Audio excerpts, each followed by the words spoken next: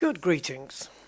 I'm Rusty Dog. Welcome to Stable Diffusion, where we're going to be doing some AI images today. And I'm going to show you a couple of things, if I can remember how to do them. A couple of cool things. So, yeah, this is a bit different. I've been messing with this for a while now. And I'm learning along the way.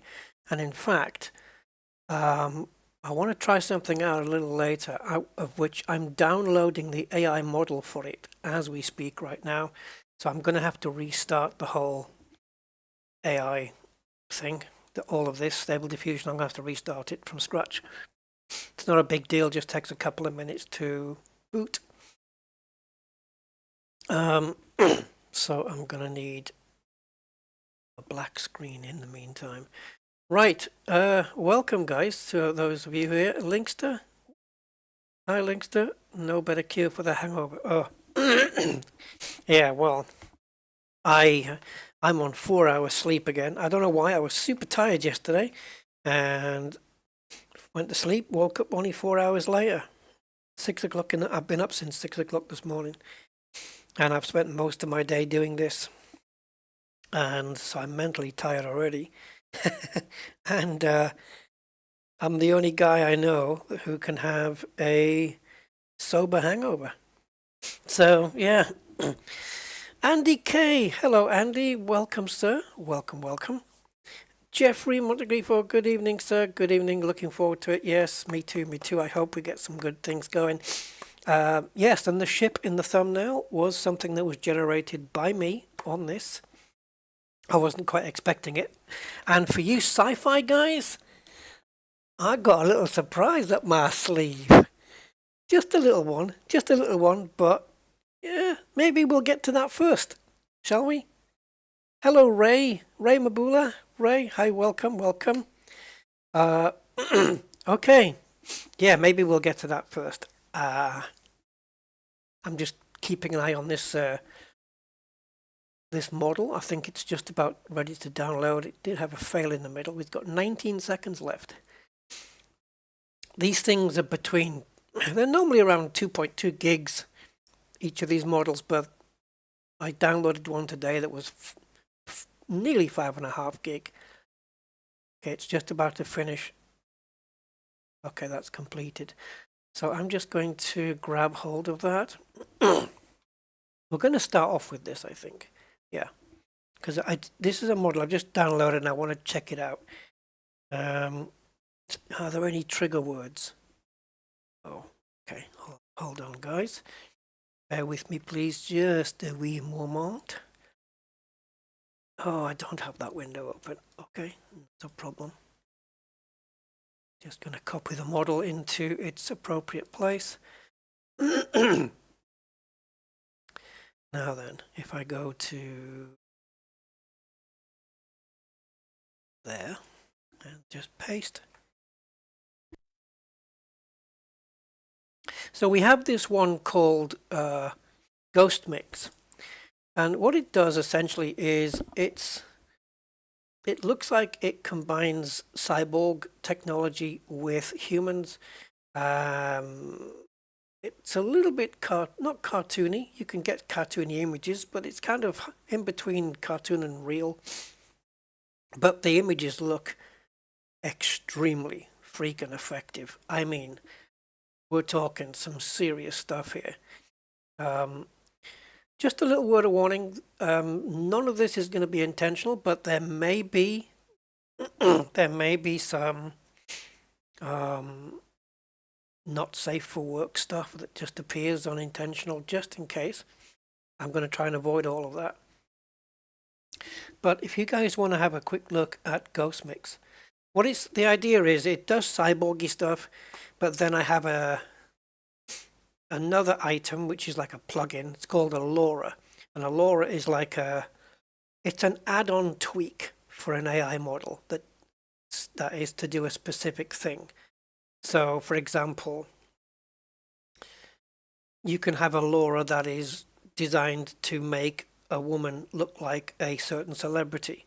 So if you say, okay, generate a picture of a woman with blonde curly hair, and then you have a LoRa That is for Jennifer Lawrence, for example, because she was the example I used before. And then you can add that Laura into your prompt, and then that woman will turn into Jennifer Lawrence instead of just whoever the face would have been, that kind of thing.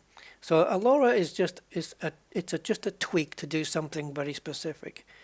I'm just going to switch you guys over. There you can see it. Okay, so this is Ghost Mix, all right? Well, let's take a look at the kind of images we're talking about here. So, yeah, this. I'm actually not showing my normal live screen page, am I? No. Live stream. So you've got the cartoony effect. These are the prompts down here as well, which we can use. I want to just maybe load one of these in because we've got this Laura now. Let me just get to an image that is... Everyone's into this anime stuff. Right, so it looks like some kind of Borg queen. Okay, that's not the images we're looking for. Yeah, this stuff. Now, there's an add-on which is called transparent style. And as you can see, it adds transparent parts to this particular Ghost Mix. So we've got transparent bits. So that would be an interesting thing. All these poor women. See these transparent parts. All these poor women getting turned into robots. At least she's a live streamer. Look, she's got the headphones on. Amazing and scary at the same time. Yeah, I mean, it is kinda. It is amazing where things are going. There's no two ways about it. It's absolutely fascinating. Let me see if I can get my stable diffusion back. There we go. Yeah, it is. It's brilliant. Some of the results I've had, some of the images that I have. I've posted a few on my Discord. I have a channel for it, channel inside my server there. So if you guys have got any suggestions of things you'd like to see, let me know, and maybe we can do them. I'm just going to look for one of these cyborg images that I like. I'm going to see if I can reproduce it right here. How about that one that we saw at the start? Okay. Well, I think I'm going to have to shut down this thing first. So let me just... Actually, do I? Do I need to shut it down? Probably don't. Let's go to Google. There we go. Okay, what I'm going to do now is shut down Stable Diffusion, the shell in the background, and I'm going to restart it up. It'll take a minute or two, and then we can get going. I wasn't planning on downloading that model last moment, but yeah. Yeah, Midjourney's pretty good. I mean, it's up to 5.3, I think, now. But Stable Diffusion is keeping up with it. Trust me. It's it's so much more flexible. You know, what you can do with... And especially since they've introduced ControlNet. Now that they've introduced ControlNet into Stable Diffusion, you have so many more options now, so much more control. So I'm hoping to show you guys this. Jeffrey, I have a sci-fi author friend who throws all his character ideas into this, and it looks at the outcome and reaction and creation. Oh, cool. I use Midjourney to make up sci-fi films and narratives from German and Russian sci-fi. Nice. 50s and 60s. Cool. All right, so the Stable Diffusion is now back up and running. So I don't need to restart the UI because it's just a model that we've done. Actually, restarting the UI would have probably been sufficient here. Bear with me, guys. But we're okay. This comes to the same thing. I prefer to do a fresh start by reloading the whole thing. This is my preference. Okay. So we should have Ghost Mix in here now. There it is. Now, let me copy the whole prompt. Now, the way you can copy the whole prompt, including the sampler, the steps, the seed, the clip step. Let's see if it will do. Oh, my clip steps is already set. Clip skip's already set to 1. Let's see. So we paste the whole lot in, and that's put negative prompt, positive prompt, everything in there. But then if we hit this button, it should blammo. Puts it all. Now, override settings. I don't know what ENSD is. I don't know what that is. It might be something to do with the C that was mentioned there. So the clip skip will put it into there. Okay, so this was to render out that girl. We've got the seed. And now we need to add the LoRa of the transparent. So if we go here, we go to LoRa, transparent style. Now I think that they're recommending a specific. Is it already here? Transparent cyborg.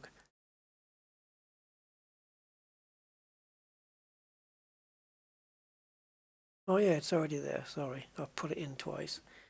Not a problem. It looks like we've only got half a prompt here. Don't know what the exclamation mark's for. Let's do a quick generation and see what happens. See if it gets anywhere close to what we're seeing. Now, there is going to be the issue of waiting time. Well, some of these are done. Some of them are quicker than others. This sampling method, EULA-A, is pretty much the fastest. We're only generating one image here.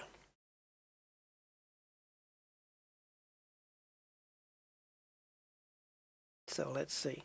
Let's see if it's anything close to the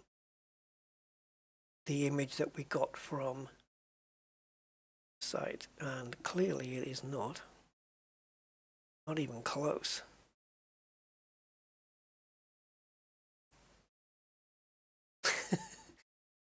Not even close. I'm not sure this prompt is complete. It looks like it's not complete to me, the positive prompt. Let me see. CFG 7.5, we've got 35.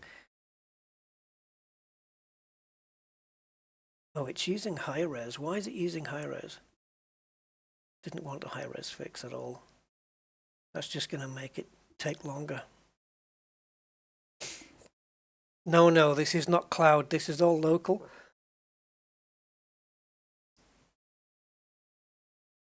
This is all local.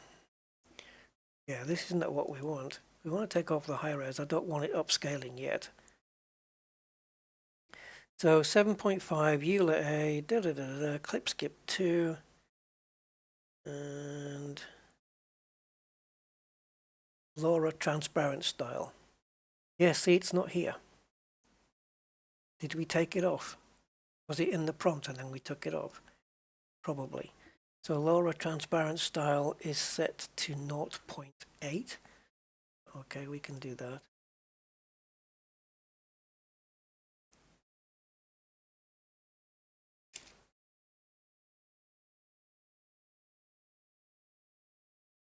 I'm going to add a few prompts.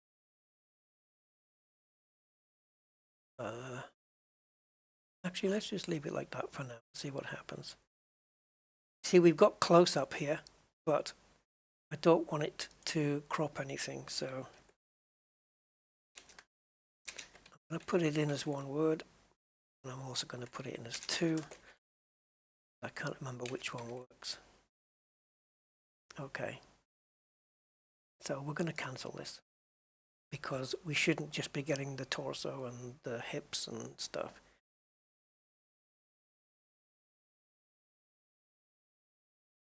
Sometimes it can take a little while to cancel.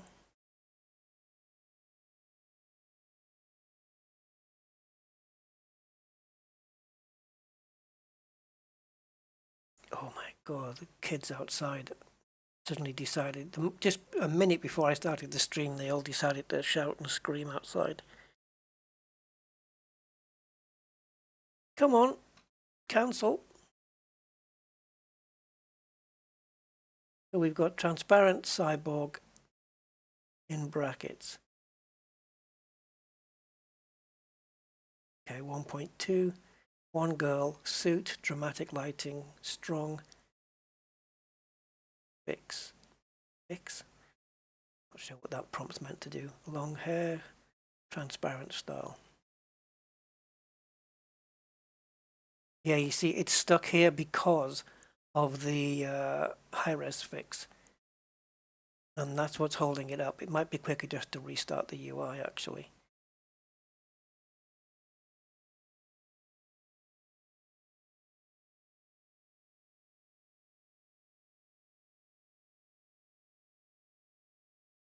They can't be heard my stream. Well, I don't know what that means.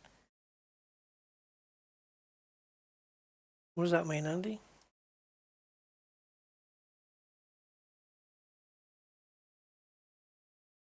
Trying to cancel this and I'm getting a bit miffed with it. I have to restart. It's the high-res fix that was on. I don't tend to do high-resolution images until I've got one that I like, and even when I do, I don't use this. I have a different tool. Oh, they can't be heard. No, you won't hear them. No, not a chance on this microphone. Okay, I'm going to restart the...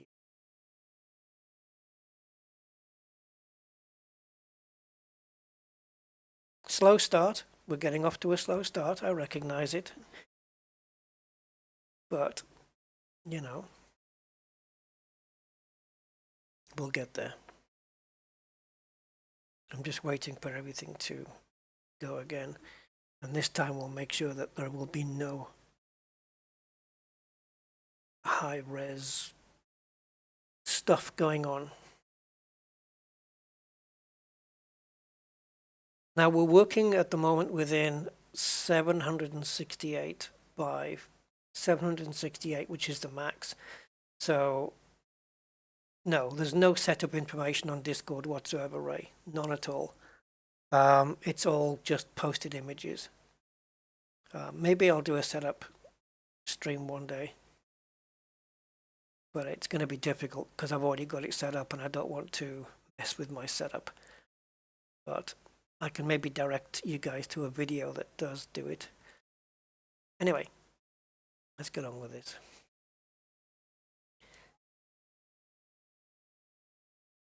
I could have sworn that I had done that, but okay. Bring it back in again. And we want to get rid of that. To add, let me just quickly do this. Concentrate.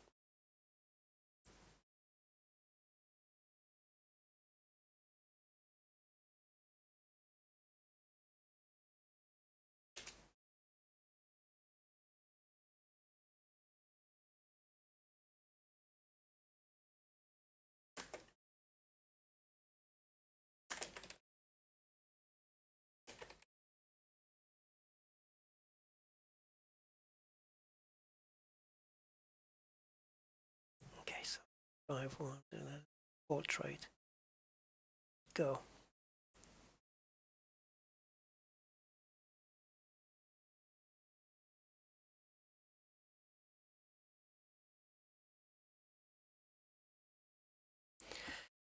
Right. I don't want to dwell on a specific thing for too long either because I've got lots of things to get through here. And I want to cut down the waiting time. So yeah, out of all the sampling methods, EULA A is one of the fastest. And the one I like to use, which is DPM SDE Keras, is one of the slowest, but it's the one I use the most.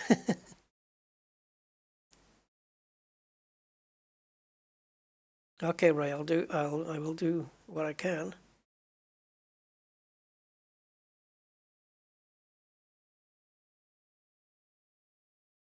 But it won't be today. Today I've got a different agenda.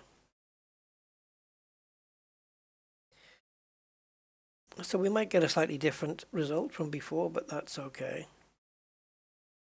And any images I want to make big, you know, because I'll say, oh, this is a good one, I'm going to make this larger.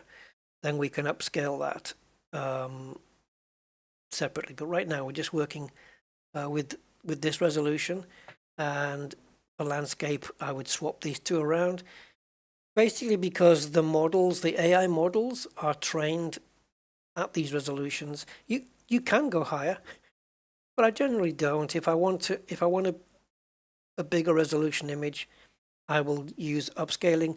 But because I've got limited VRAM, I've only got 8 gigs of VRAM, I use a tiling method where it will take 512 by 512 tiles of the image, and it will upscale each tile, you know, so it might split this image into 8 pieces, for example, and then it will take those 8 pieces and then stitch them all together, and that's pretty much the best way for me to do it. And you can't really see the join or anything like that.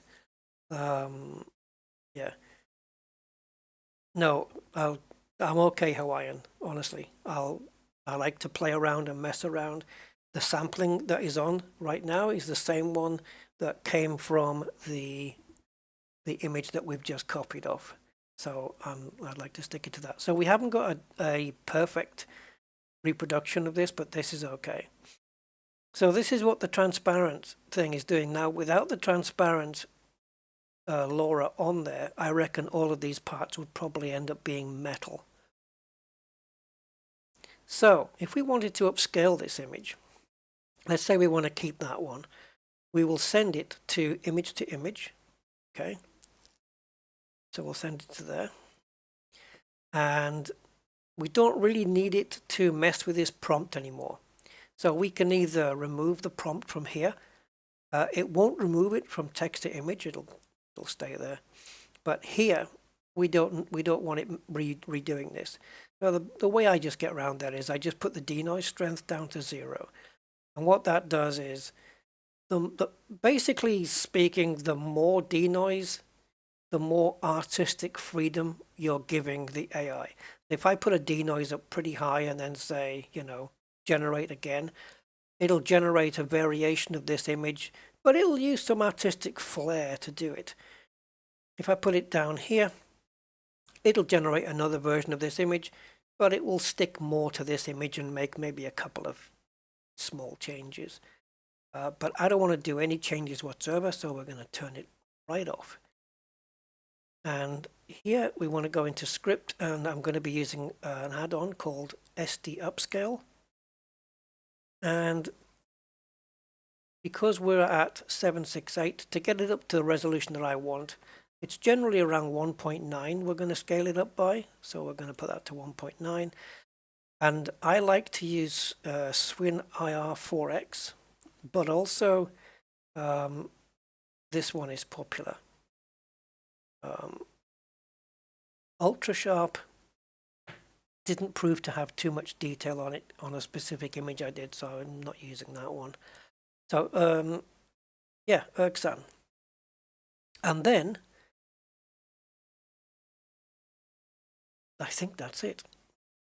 And then we just click generate. And what's going to happen now is it's going to regenerate this image, but 1.9 times the size.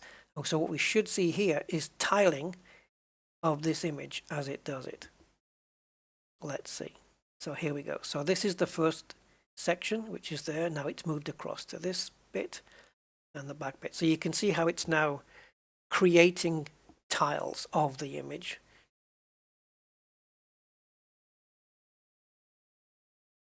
Okay, it's done it. So then when I click here and here, now we have a bigger image. And if I go and put it into a new tab, there you go. It's upscaled it, and as you can see, the quality is really, really good. I love all this electrical stuff in here. This is the actual size. And all this electrical, it's like it's filament wire that's been lit up or something. It's really, really cool. Gain damage. Greetings, my man. Okay, so there's that. Now then,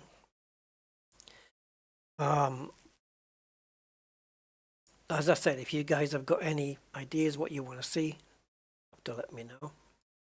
Maybe we can generate something. All right, so let's get rid of this one, and I'm going to go to think. Actually, let me show you. For you sci-fi people, are you ready? We have an AI model here called, I'll find it in a minute, this one. It's called No Man's Diffusion. Yeah, literally No Man's Diffusion. And it's all about creating images that reference No Man's Sky. Yeah, there isn't an Elite Dangerous one that I know of. But just going to pull up the model on the website because I want to see if there's any particular. Why is it I can never find the damn thing? I downloaded it off this website, and then when you go to look for it, there it is. Sometimes the search engine's a bit weird. Okay, so the trigger word for this engine is, I keep calling the AI models engines. It's a habit, so the trigger word is No Man's Sky style. So, what we can do is we need to go back to text to image. And I'm going to put the clip skip down to there. And let's clear the prompt. So we can just do something like a landscape or maybe a ship or one of the astronauts or something. So, and it's going to be based around the No Man's Sky world. So I'm going to just copy a prompt from one that already exists just to give you guys a quick idea. So you don't have to wait for me to come up with something. But we can just write anything that we want, really. So the model is obviously No Man's Diffusion. CFG scale is 7, sampling steps is 20. And we're going to go landscape on this one. EULA A clip skip is set to 2 and the seed number -1 here. If we click the dice, the -1 is random seed. So we'll get a different image every time, but we're going to go with that particular one. EULA A, and we want clip skip 2. Let's generate 3 images here. It's going to take a little bit longer to do that, but so the Atlas, I guess, is that the name of a ship in No Man's Sky? So the prompt is simply the Atlas, No Man's Sky style, which is the trigger word. There should be a comma there. Abstract artwork. Oh, actually, no, it's not. No Man's Sky style abstract artwork and wallpaper. I don't know what the difference wallpaper is going to make. Aquatic, Mr. Borealis. So let's generate 3 No Man's Sky images from an AI model that has been trained to do just that. Now, where's the ship?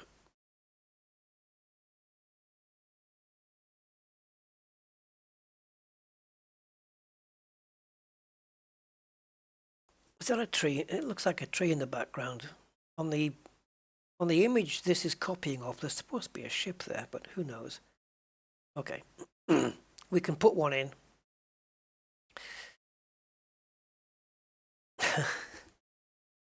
That planet almost looks like it's transparent, doesn't it? You can see through it. This is, I mean, the ground is typical No Man's Sky. Whoa. Is this one of these learning stones? I don't know what that is. It's been a while since I've been in No Man's Sky, so. All right, let's do it again, but let's add a fighter, I think. I don't know what the Atlas is, but it's certainly not working. So let's take the Atlas out. Not sure what that is. And we're just going to replace it with a fighter starship. And let's see.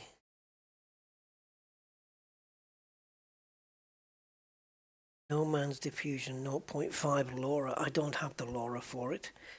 Okay, this doesn't matter.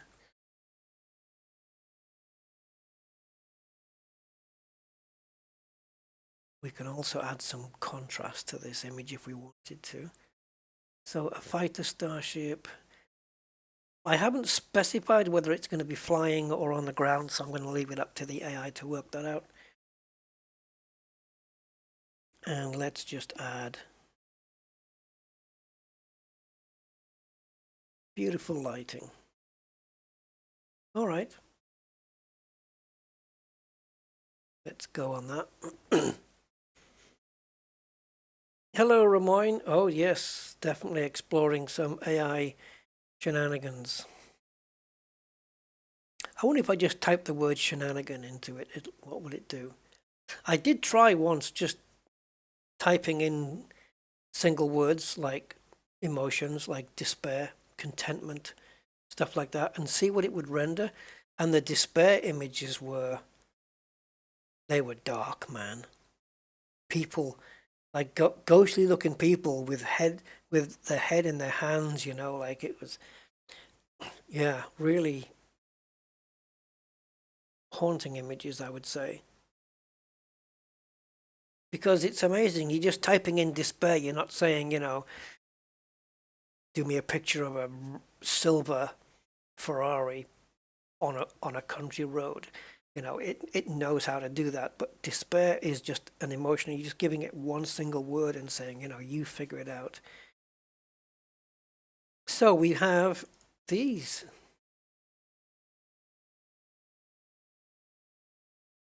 This one's kind of landed. There's no landing gear as such, but it's okay. It's certainly No Man's Sky, and this is a brand new model, so I think it's probably still being worked on. But it's instantly recognizable as No Man's Sky. I have no idea what this big lumpy bit is. If it's a distant mountain or something, but that's a weird thing, but okay. It does say in the prompt abstract. And I've noticed a lot of these ships are not symmetrical, which I think that is the case in No Man's Sky, where some of these ships aren't actually symmetrical. They are different on one side, but kind of weird to have a non-symmetrical wing. This is reminding me very much of the old style Colonial Vipers from Galactica. Yeah, so there we go. We have a No Man's Sky thing. Okay. So I'm going to see if we can show you. Would it be best to generate the image first, I wonder?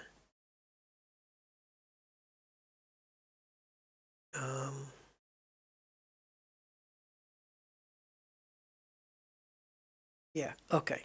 So we have this thing here called Open Pose, where you have this stick character that you can move around and position as you want. And then you can add that into ControlNet. And ControlNet will then take an image and position the person in the, you know, in whatever you've done this in. Okay. But rather than do this, this is called Open Pose. All right. But rather than do it this way, there is a website called Pose My Art, which is this. In the style of. Sometimes, yeah, sometimes you have to do that. So if we look, we have a 3D model here, okay? Now, the good thing with this website is it's called Pose My Art, and it can export in open pose format, right? So if I'm going to try, yeah, can I get a, what would be a pose that we could do? Hand on hips, legs apart, or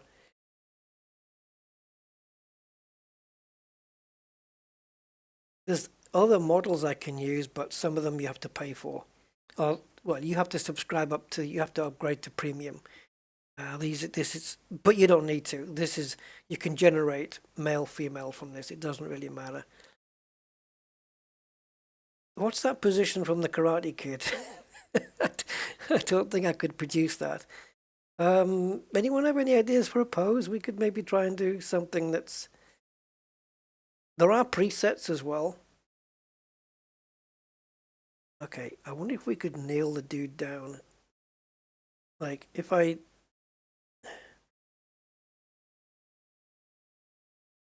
See, this is. Yeah, that's not quite what.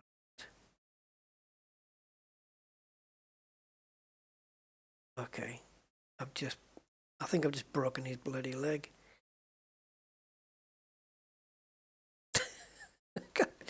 Did I move two axes at the same time? Jeez. I'm only using this for the second time, so I don't know how to like reset the pose. There we go. I don't know what a standing crane would even look like. Okay, so I have an idea. If we take the core of the body. Oh, I see. The yellow one does everything. Okay. So let's take this one. Just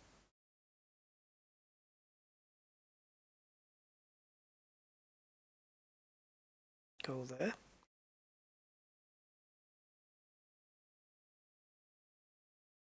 And then take the neck. Come on, mouse, stop playing about.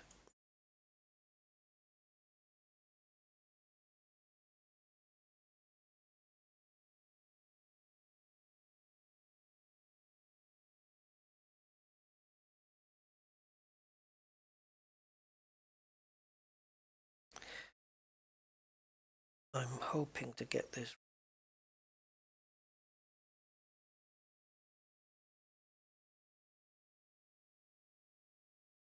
And we can actually do the individual fingers here. We don't need to export it with the hands, but did last time. I need to make sure that this image looks that way as well. It's a little bit, the arm is a little bit backwards from where I want it. Let's see if we can adjust this. Something about like that, right? Okay.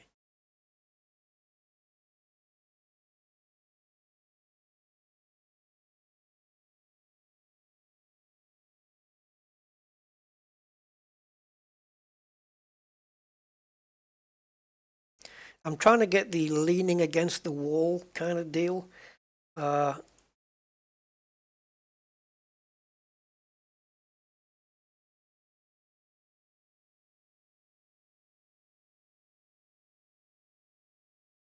have to keep clicking out because these a bit too much.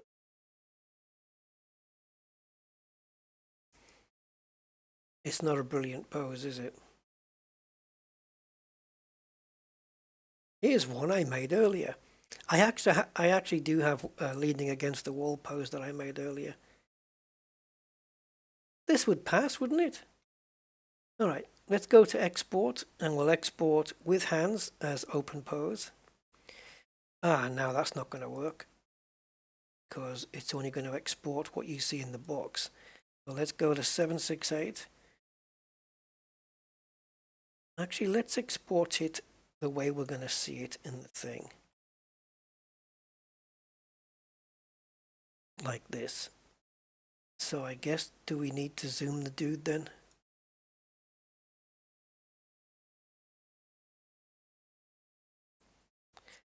I'm going to have to enlarge it, I think. So if we go 768 here, maybe 1 or 910, is it here? That will fit it in. Let's go to 1024. Okay, now it fits everybody in. Export with hands. And I'm just going to save it to my desktop as Lean 2. Saves it out as a PNG file. And we're done. Okay. So we can forget the open pose. We've already created one. Now let's come down to, let's try realistic vision.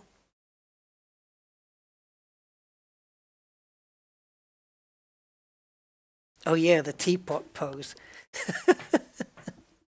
Yeah. Okay, I want to add a negative prompt first. I want the safe for work one. And also we want a positive, not the portrait. We're going to go for photo style, and we're going to inject those into here. And then we're going to go for images here. So again, if we have any not safe for work stuff, look away if you wish. It shouldn't do, because this prompt should take care of all of that stuff. I was doing an image earlier of, I wanted a particular pose.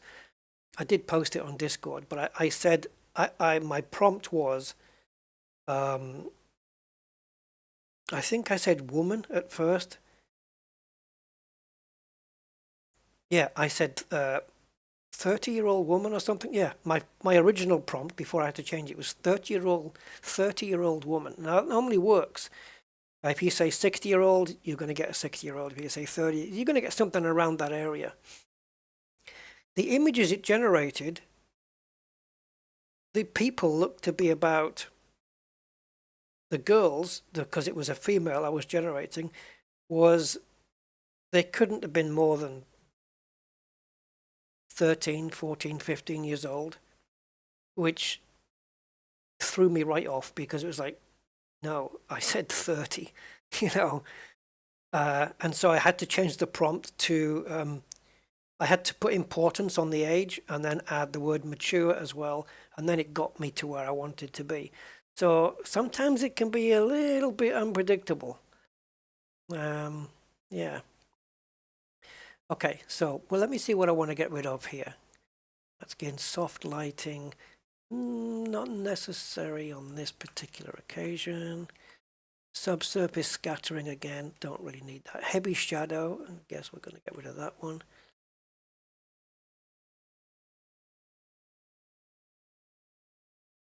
I just wonder whether I need to do a girl leaning against a wall. Or a guy.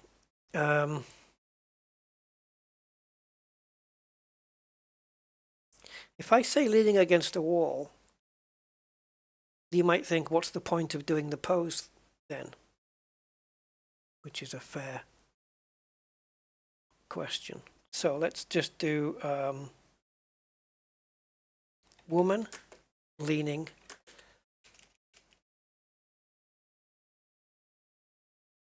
woman standing by a wall, and we're going to just do one image and generate that. Let's just see what this brings up. We're going to do it in portrait. Yeah, well, that's about the settings. Okay, let's see what this does. Woman, I've said, not girl, so don't get this wrong. And make sure she's got clothes on as well. Also, there are many other different engines. There's some really good ones that can do people. Realistic Vision is a good one. Epic Realism is really good. So is Next Photo. Some of them, and this one, where is it? Where is it? This one, Reliberate. Really, oh, some of the photos, the skin textures and stuff are just absolutely staggeringly good. Especially when it does older people, you know. Oh, here we go. Look, you see we've got nudity, not safe for work, naked, all in the negative prompt, which means it should not be doing this. Let's add casual clothing. Why are you ignoring what I'm telling you? Interrupt this. Oh, it did have clothes on. Okay. So as you can see, it's going to produce a pose kind of like this. We don't have to generate it in full. Let's just, yeah. So this is the kind of thing it would have done. All right. Now let's get that pose into the equation. So into ControlNet, and we're going to drop the image that we just created right now. Oh, it's called Lean 2, isn't it? That one. So there's the pose that we made. It looks like one of the fingers is sticking out, the one that's leaning next to the wall. That's not great. Okay, pixel perfect. Basically, if your image is of a different ratio or size than this input image here, then you need to do pixel perfect, which will correct that ratio. But it does take a bit longer. I don't think we're going to need that right now. Here, I'm not going to choose a preprocessor, and I'm going to choose open pose here. And we'll leave that at balanced. And I think it's enabled. Yeah, enabled, open pose, steps 0 and 1, which I want to leave it that for now. Let's leave it at balanced for the moment. And if we take this seed, it should generate this same image, I think. But hopefully put them in that pose. Let's see if this works.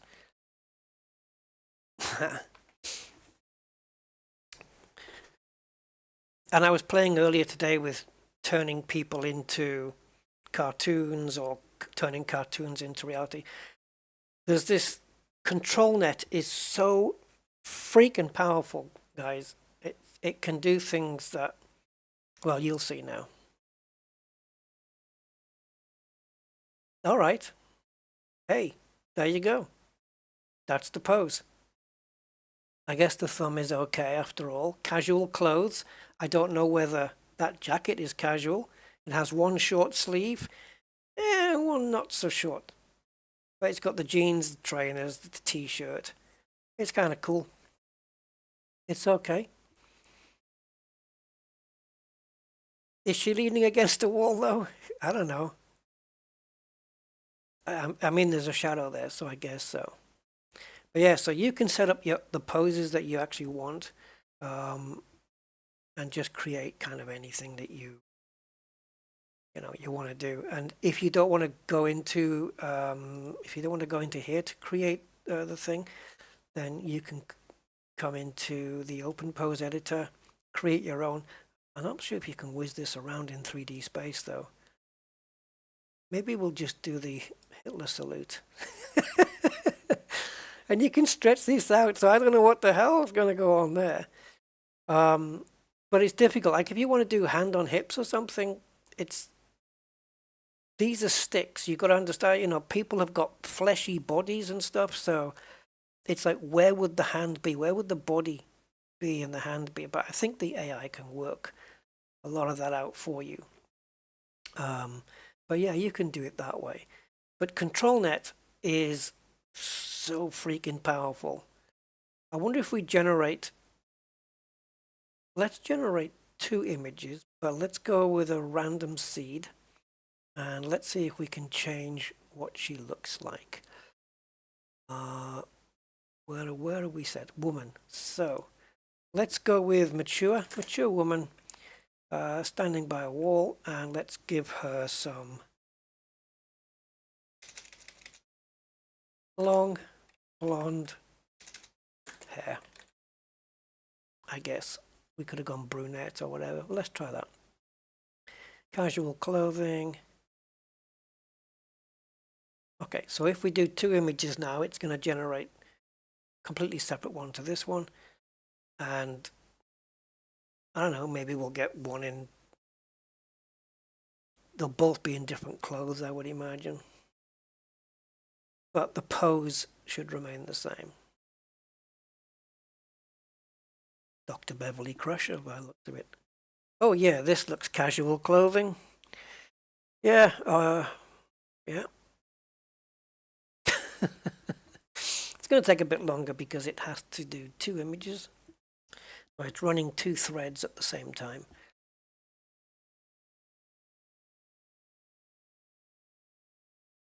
Do you know what would be good though? To do like a, you know, the ballerina pose, and then just say a woman in a, just say a girl or a woman in a ballet costume. That's all you'd need to type. You wouldn't say, I don't know what the pose is called. The one where you've got the leg bent on one and it's touching the knee, the base of the foot's touching the knee on the other leg, that one. And then they've got their hands kind of up in the air, that thing, just before they do that spin, right? So you wouldn't even need to describe that. You just have to say a girl in a ballerina costume, and it would just,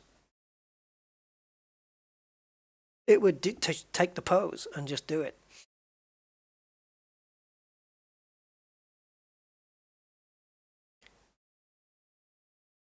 Oh, I've seen some of those.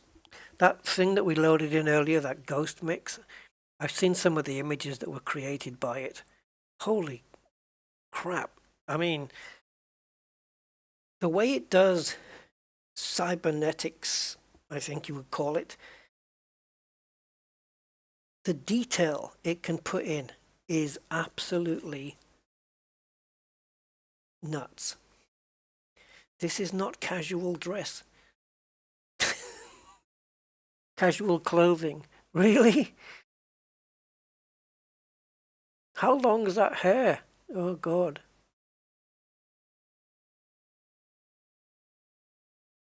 And also, if the hand doesn't quite touch the wall, you can go into something here called in-painting, and you can just paint a big black blob on it, and then tell it in the description what you want in there, and then it'll replace it. So all this stuff's fixable. We can even replace the clothes using segmenting. Might have a look at that actually. But then we have to segment. If it's going to stay like this, I'm hoping it's going to change this.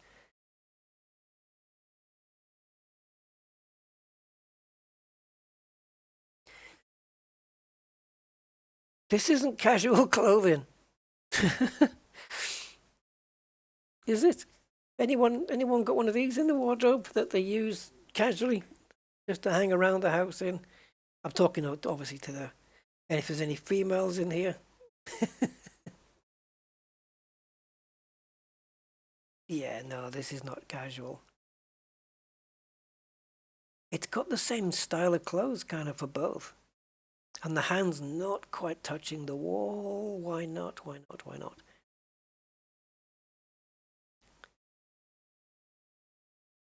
I think we can change what she's wearing here. Shall we have a go? I think we have to send it to InPaint. I can never find this bloody thing though. We send it to InPaint. No, it's not here. We're looking for the tab where it says segment anything, just straight underneath. But segment anything here. But that's not the one we're looking for. These aren't the droids. I can never remember where it is. Doesn't matter how many times I come here and do this.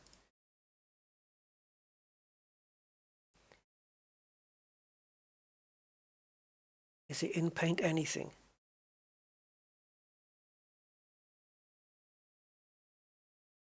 See, normally the segment anything would be kind of, yeah, run segment anything. Okay, so this is in Paint. So we need to take this image to in-paint anything.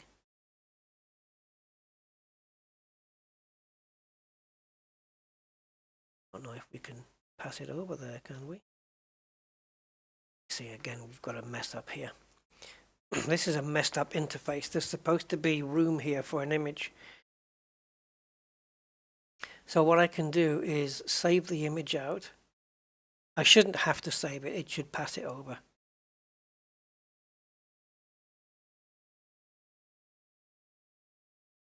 Sorts of trouble here. Okay.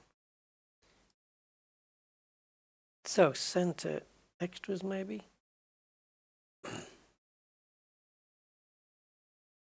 There is a way to send it straight across. Let's have a look. If I just do, see, it just says send to in-paint. We need to send it to in-paint anything. So if we just do save, it's actually already saved. So it's 0056. If I go to in-paint anything, now I got to find where it is. 56 today. So that was done from text image, wasn't it?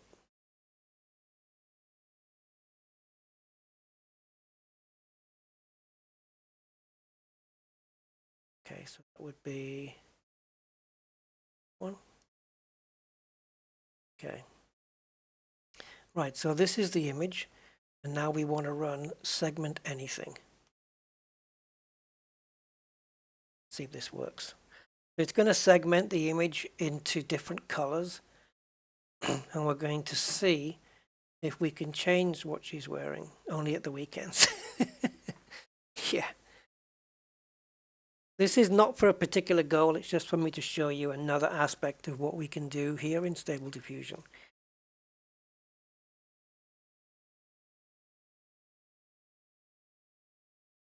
So just give it a while just to segment the image.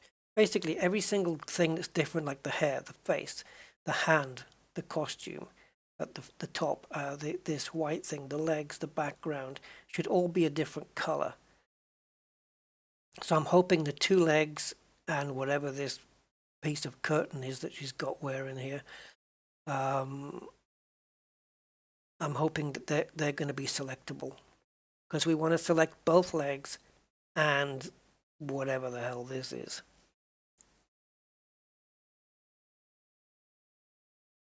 Yeah, something like that. So then what we'll have is the input image. Then we will have the segmented image, of which we will then create a mask. And from that, we'll create the output image. Easy, isn't it? Okay, so how do you select it? Well, you see my little dot that I've got on her green leg here? You just have to draw on it. So I'm going to draw across these three things here. So that's her leg. Now, what's down there? Is that the back? I'm going to have to go down to that as well. Sorry. And I'll jump into the back of the... No, we'll leave that. I don't know if it touched it or not, but let's hit create mask. And it should mask that area off, and it has done. Okay, so... masked area only. So my prompt for this is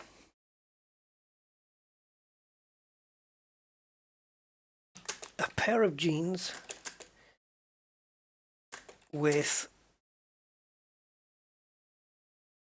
Adidas trainers. Hey, she has to be casual, man. Negative prompt, can't think of anything right now. A pair of jeans with Adidas trainers. Let's run it. So now the output is going to be here. So it's this exact image, but with this masked area changed to match this prompt. That's the theory, guys. That's the theory. Will it put her in a pair of jeans? Well, there's your answer. We've got a little bit of outlining here, but this is nothing that we can't change. Say in Photoshop, that's an easy fix in Photoshop. I'd like to be able to, I'm going to just save this image, desktop. I'm going to call it jeans.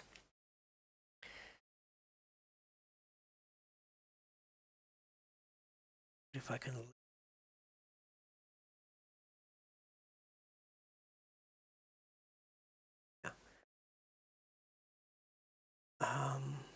Desktop.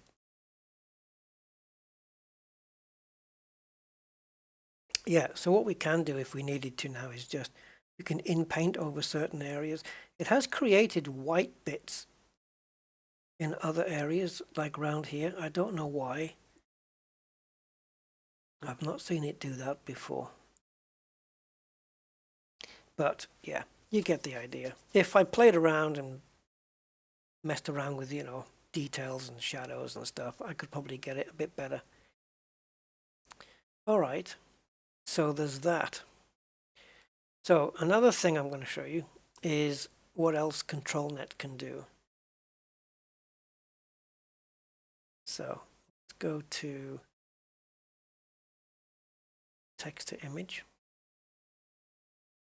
Let's cancel everything that we have here.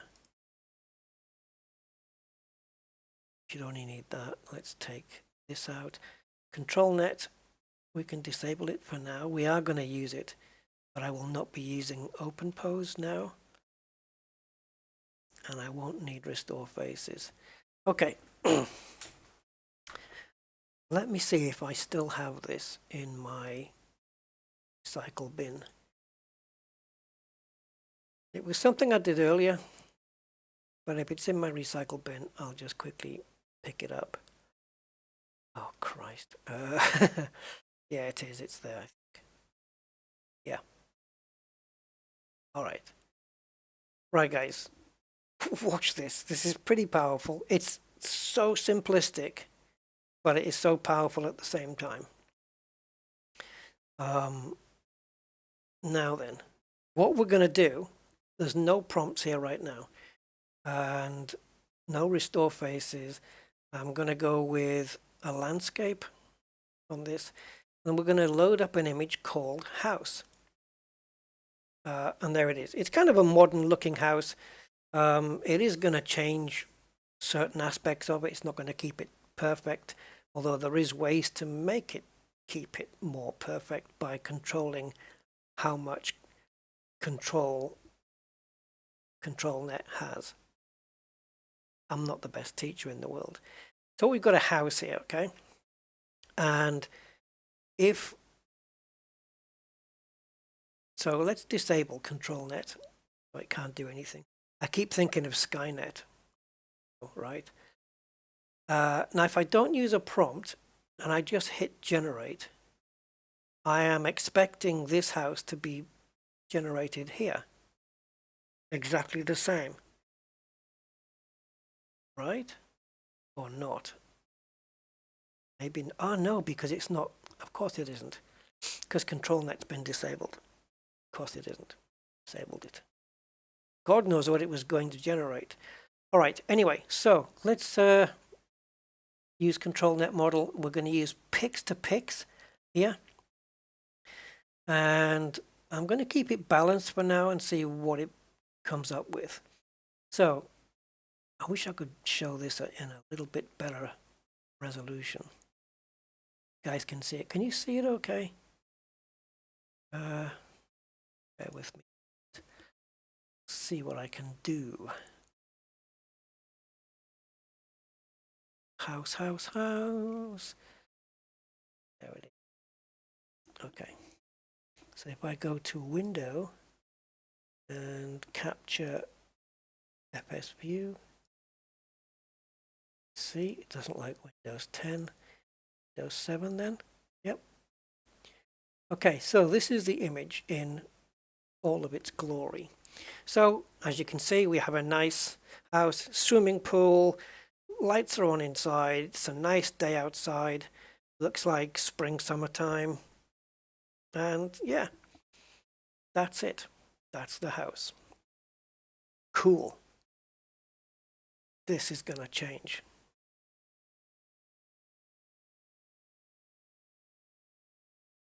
So I'm just going to add masterpiece and high quality. Okay, that's it. That's just standard prompts just to keep the quality up.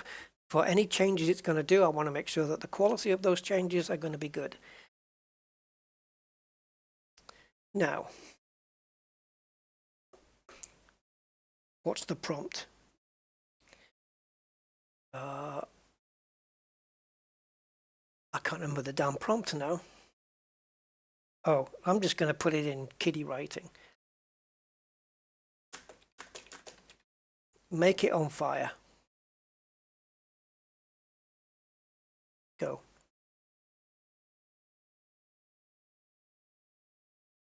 I'm only generating one image. I want to see if it's going to actually do it. Burn, baby, burn.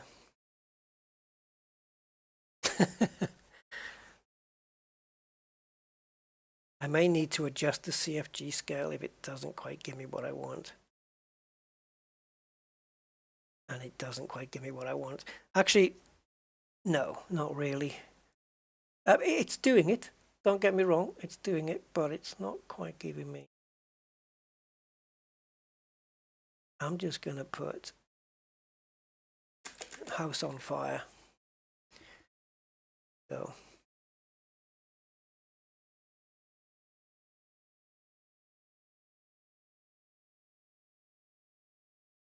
I want to have this thing burning.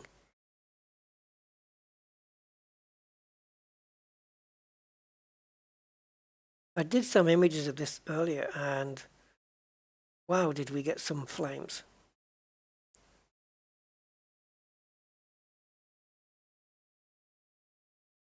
See, the control mode is set to balanced, which means it's a balance between my prompt and ControlNet. But you can also choose my prompt is more important or ControlNet is more important. Okay, so it looks like we're getting a bit more. I don't know why we're getting a sunset either. I know it's probably from the flames, but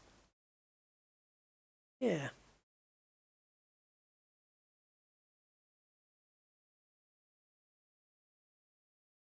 This is a very small prompt though. We could probably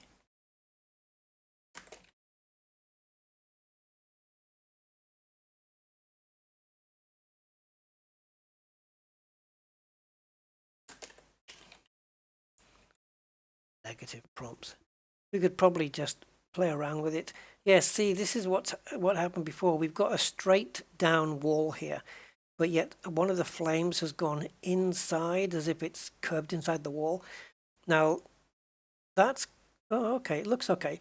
That's kind of fixable by just altering the CFG, which I can't remember what it stands for now. It's not config, but it's the amount of influence it has to your prompt. But yeah, the interior of those rooms are ablaze, and the reflections of that fire is in the swimming pool, as you'll notice as well. It's burning down, dilapidated. I wonder what would happen if you said, you know, a rundown. How would you say dilapidated? I guess like a house that just looks run down. Let's do something really, really quick. Let's just do make it winter. Boom. Just like that. Make it winter. So is it, my question when I did this was, does it freeze the pool over? And the image that I looked at, it certainly gave me that impression that the pool was icy. That yeah, it wasn't a liquid anymore. Let's see what it does here. I may need to add another word. Like I might just add snow. I notice how it dirties up the walls. And again, maybe that is adjustable by moving the sampling steps or the CFG scale. Right there, classifier-free guidance scale. So the higher the prompt, the higher you slide this up, the more exact to your prompt it's going to be. But if you take it too high, you can get into distortion areas. Now I did a winter version of this. I just said make it winter, and it put Christmas trees and stuff. It turned the house into a Christmas card. And I ain't kidding. It's like you've gone photographed your own house and then just run it through here and turned it into an image suitable for a Christmas card. Yeah, that's what it did. Maybe I should have generated more than one image here. Okay, so we could do with a bit more snow, a bit more winter. The grass is white. The pool looks kind of half frozen only. So let's change it to snow as well. And even the trees are more wintry as well, where they're green here in the original image, not so much here. Let's generate a couple of images. And the config, put it up to 6. Hopefully it's not going to mess with it too much. It's very finite adjustments here that can make quite the difference, right?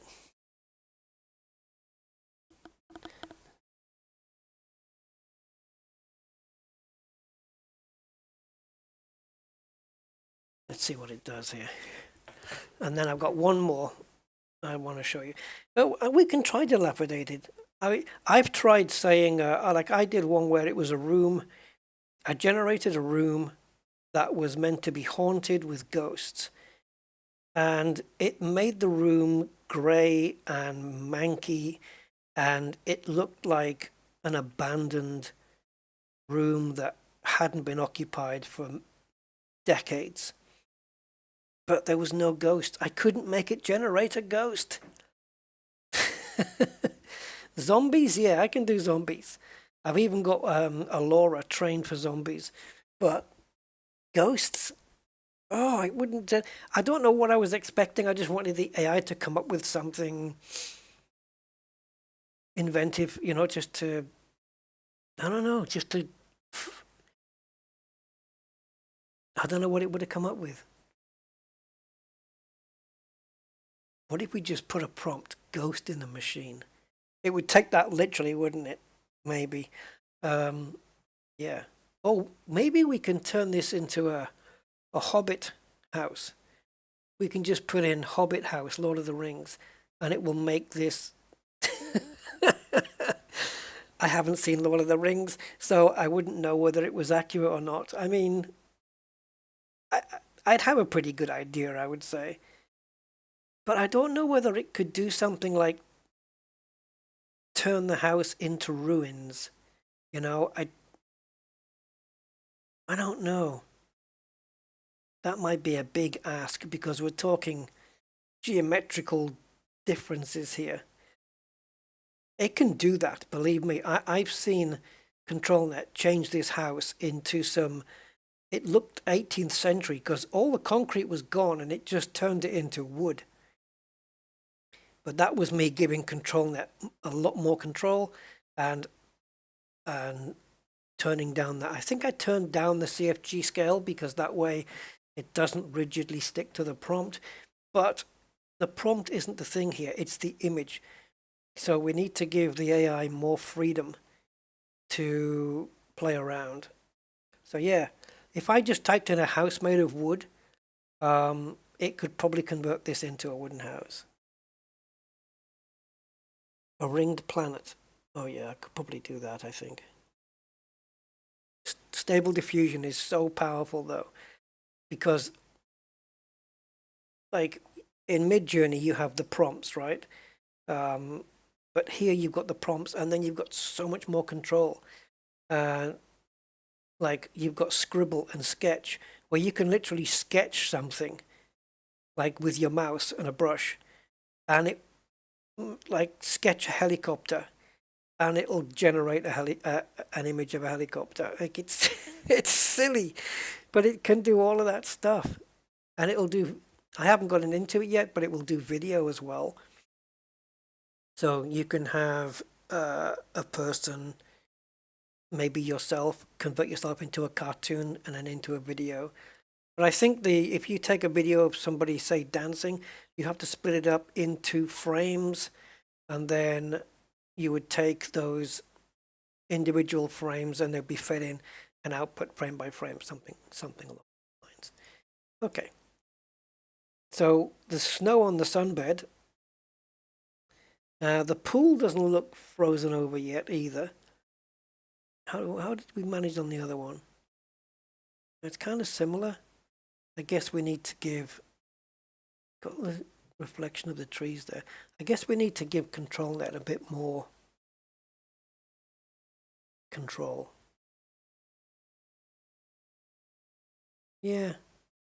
I've noticed the reflection in the window here changes. Just a slight bit. It's definitely winter. But yeah, the last time it put fir trees. It was one, and then one on either side of the door, and another one down here. And there's the original image, right?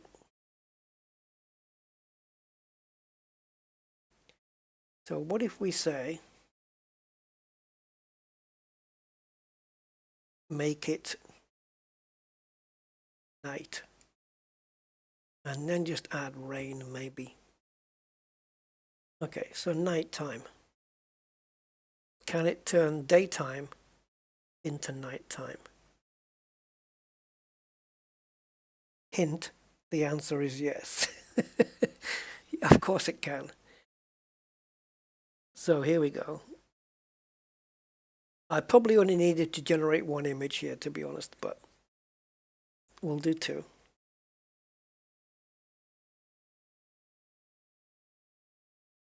And we'll just see how through every iteration it does, how the image is going to get more and more and more towards the prompt goal here.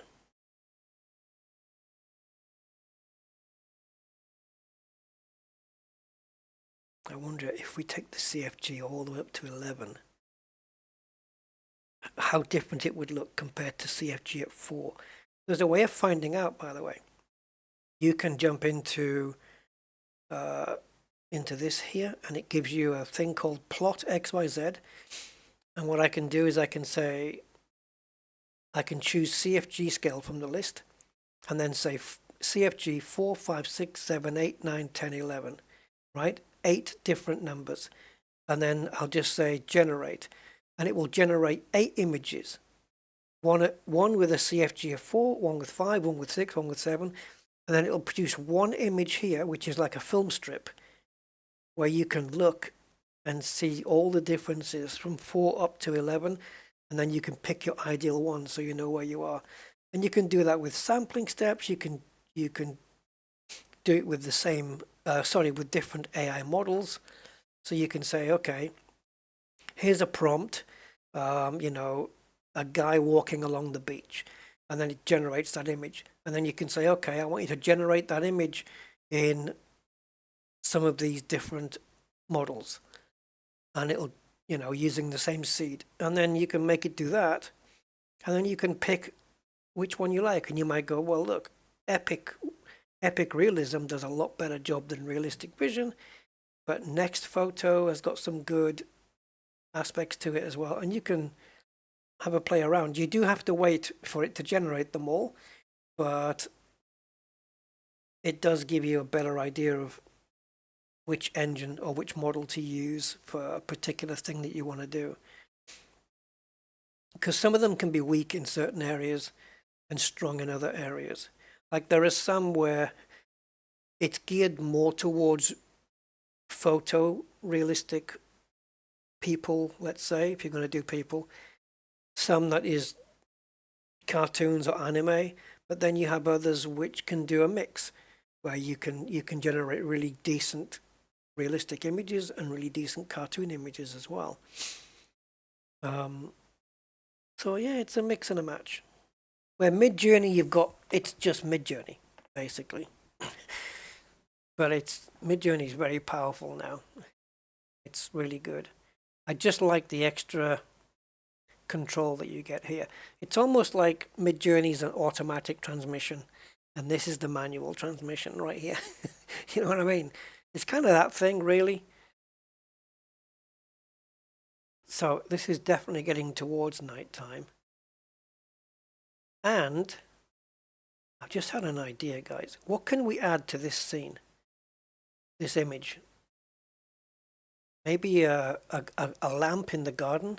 We can put a lamp up in the garden, right? You know, like a street light, but one that you would have in your own garden. And if it's illuminated, would it then, you see, if I mask off an area just to add a light, I'm wondering whether the light that it gives off would, because it's not a masked area, would it then highlight over the, would the light be highlighted or reflected in the pool? That's not a very good night one, because we've got white around the edge. Last time I didn't get that. I got pitch black last time.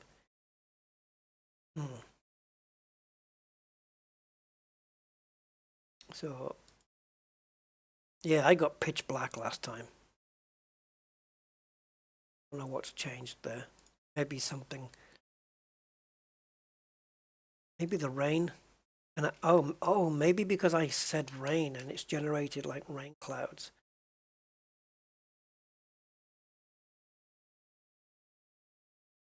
You will indulge me just one quick one. I'm just going to do one quick image here.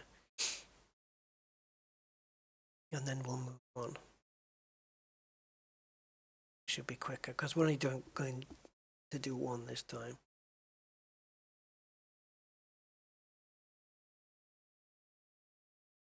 It could be that those were rain clouds.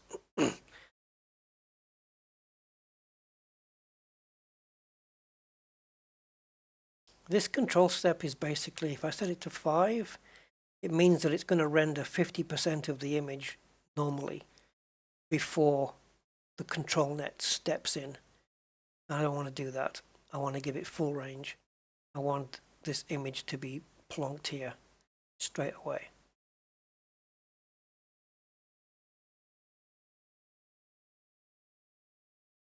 Oh, there's the LoRa block weight. Right.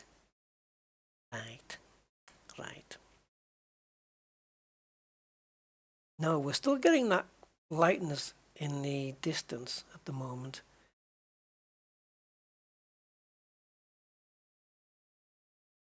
I could change the prompt like Starry Night or something like that.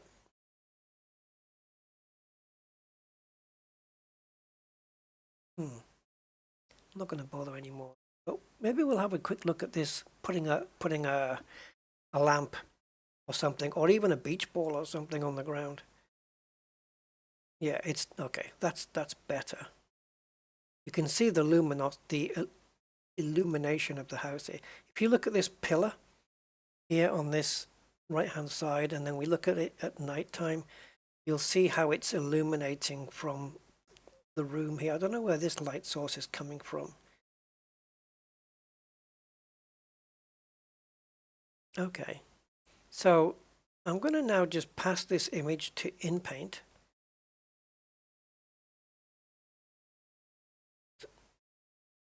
This is a problem because there should be an image here.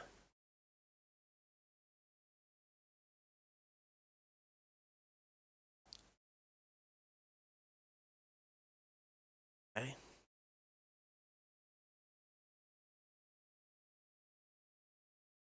Yeah, I don't know. This is a problem I'm getting. I think I'm just getting it in Firefox though.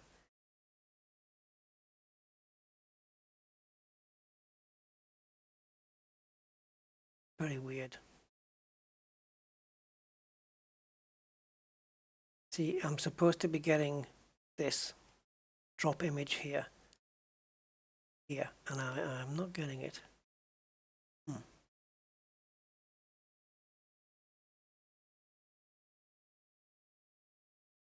Can't do that.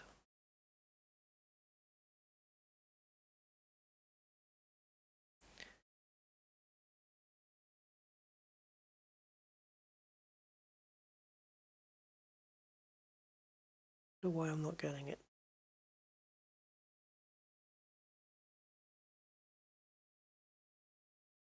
If I go to InPaint there, will it work? No.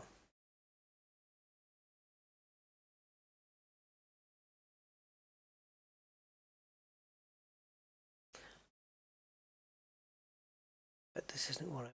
This is InPaint Sketch, not what I want. Don't know if it'll work from here, but we can try it. So if I go, say here, scrolly, mask off this. I don't know whether it'll work here.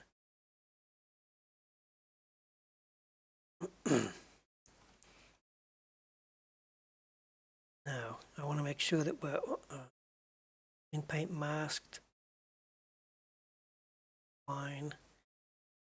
Let's just run it and see what happens. So clear the prompt altogether. Go to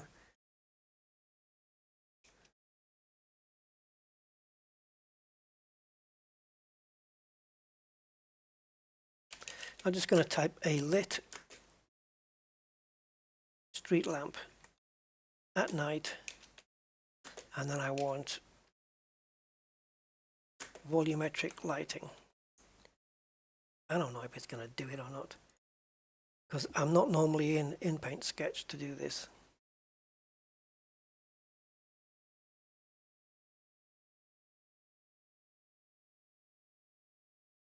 Oh, why is it got a resizer on here?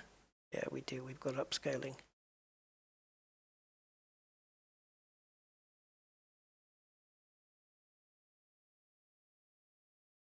It's not doing it, is it?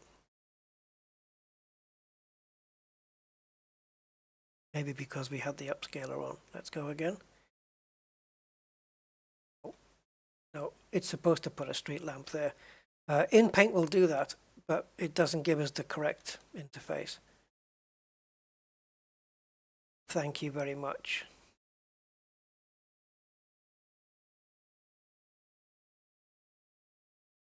Maybe I should load this up in Chrome or Edge. We've got the image saved, so it would still work. Let's go to InPaint and see what happens.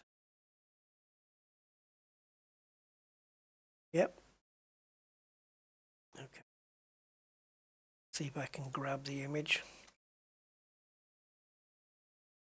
Cool.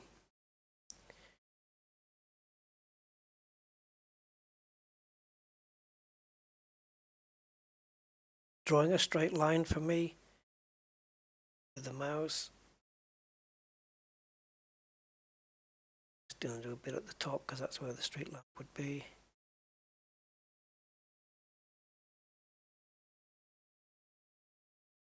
Okay. Right, denoise. I only want the masked area. I'm going to put it down to 0.6. G there. Sampling steps. Take it at 25. And we want a lit street lamp. Yeah.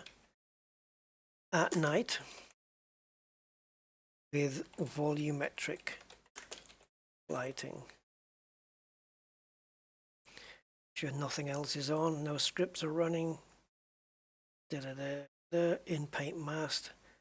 It says whole picture there. Do I need only masked set even if I've just got this? Let's just do a quick test, see what happens. I'm hoping it's going to regenerate this image and put it, yeah, no, it's because we did the whole image, right? Yep, and we've got the wrong dimension. 6.8. go with only masked. Oh, but then it's just going to generate the masked area. That is not what I wanted. I want the whole image. Well, at least we'll get to see if it puts the light in. It has. Oh, it's put it on the other side of the pool. Oh no, it has done the whole image. Okay. The street light. It's put a sign on it, for God's sake. But it looks like it has lit up this area, but then this would have been part of the masked area. I wanted the street light here, not behind the pool. But okay, it works. You get the idea, right? I could have in-painted anything in there. What else could it have been? I don't know. I could have painted anything on it. But yeah, so now we just added a lamp. And in the swimming pool, if I just put a blob, actually, that's probably not a good idea. I need to be on to there. Oh, no, let's send this over to InPaint. There we go. Now we're just going to put this blob there and then just say beach ball.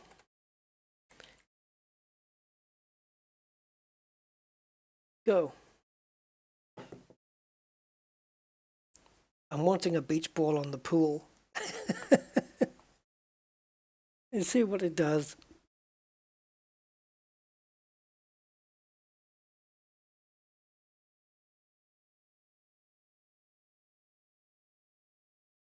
I've only put one blob, so I don't know if it'll... No, it didn't do it, did it? And where's the lamp gone? Yeah, clearly I need to mess around with the settings so it can't take the lamp away. This is now the new InPaint. The new InPaint input render. It should be taking the lamp away. That's... Oh, I know why. Because the mask is still there. You can't see the mask, but it is still there.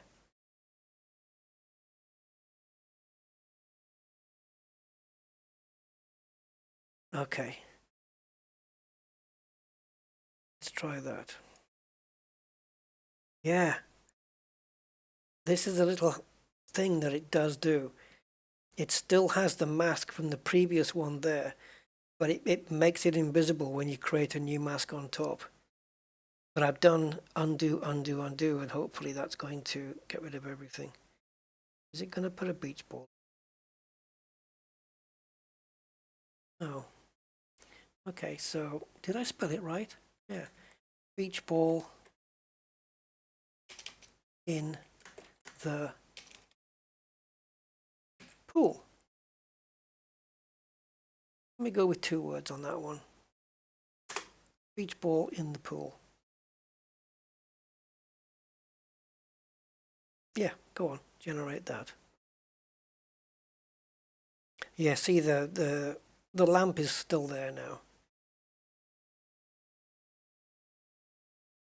No beach ball. I don't know if the mask needs to be bigger or if it's going to generate it right at the end.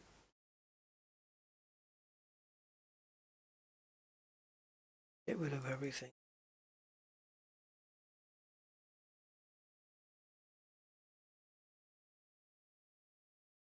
If this doesn't work, we move on.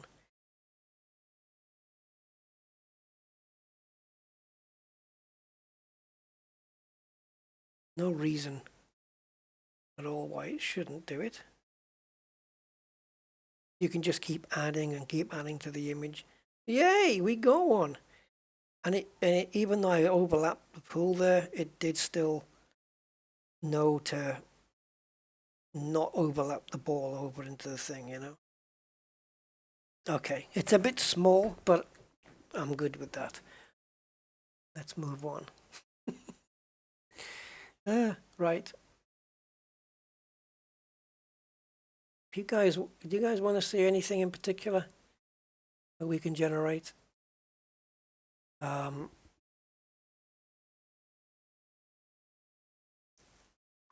me see. I've got Mid-Journey on here, but it's only 4.1, I think.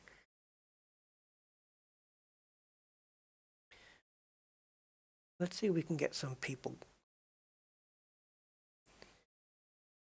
So I want,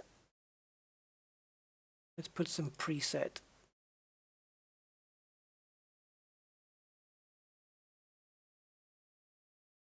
Sometimes as well, I like to generate black and white images. I think some of them can be quite effective.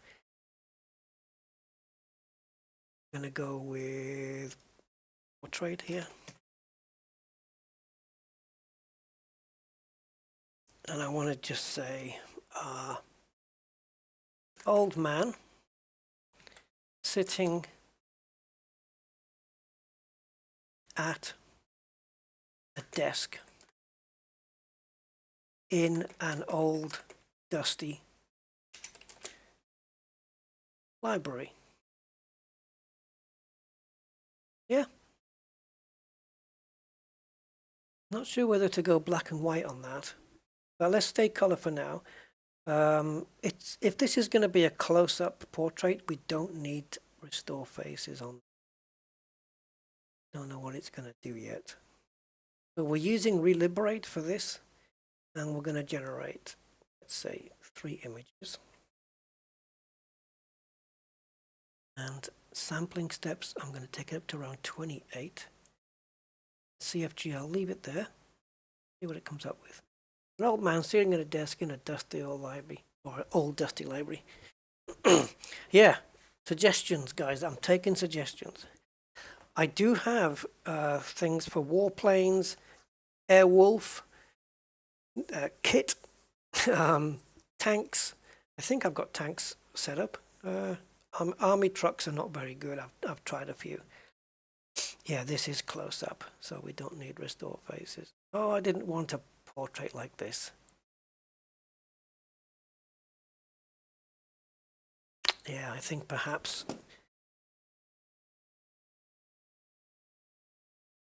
I wanted a side shot. I maybe should specify that, but the positive prompt I put in was for portraits. So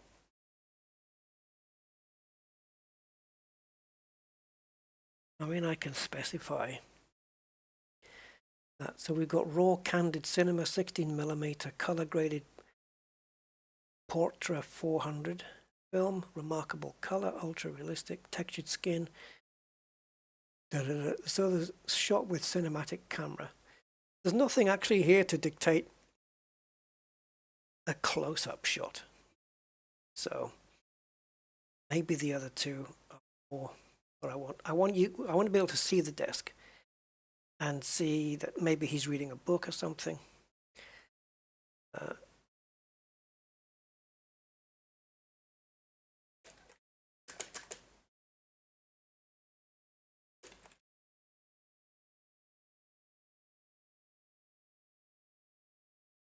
Let's put the comma in there.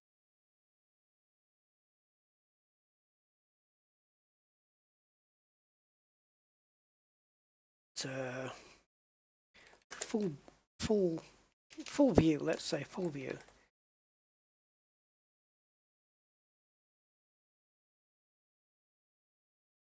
It's going to take a little while. It looks like Jean-Luc Picard at the moment. Just trying to wonder which one of these prompts is making it do close-up. Candid? Get rid of candid cinema off the prompt.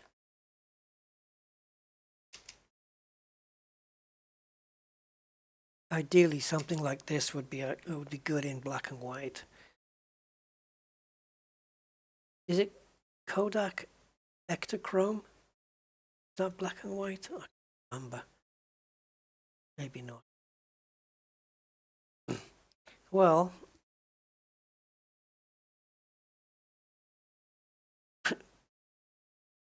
I don't want him looking at the camera. That's just a no-no.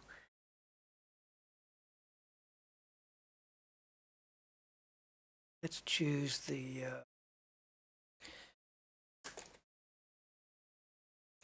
golden ratio, and I haven't tried rule of thirds before.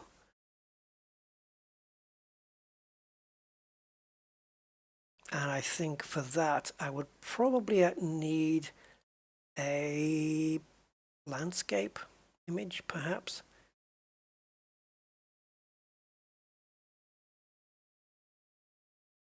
Let's see, this guy is only 60% generated.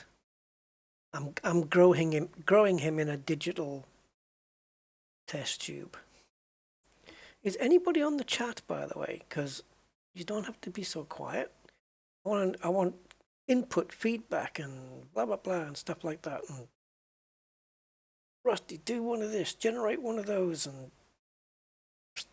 that kind of stuff. We can try a ringed planet. I do have a nebula, Laura, for generating nebs, good old nebs. I don't think it does specific ones though, like you can't say, for example, do Orion Nebula or Bell Nebula West. It won't do things like that. It'll just generate nebula. And they're kind of random every time.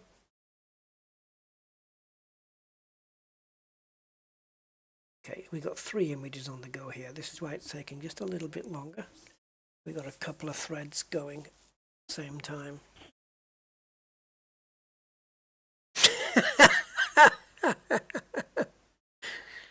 I wonder if it would accept Gibraltarian.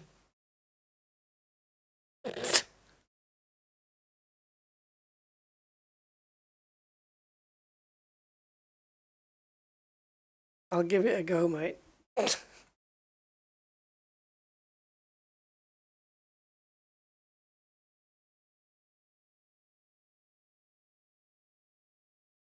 I don't know if it'll understand the bit about patching an email server.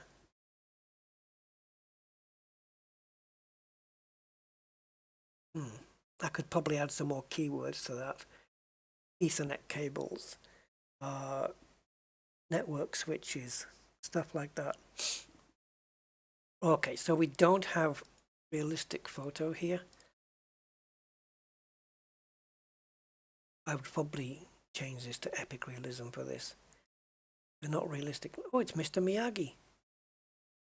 Oh, Daniel-san. Wax on, wax off. Yeah, the images are not where I want them to be. Let's jump over to epic realism.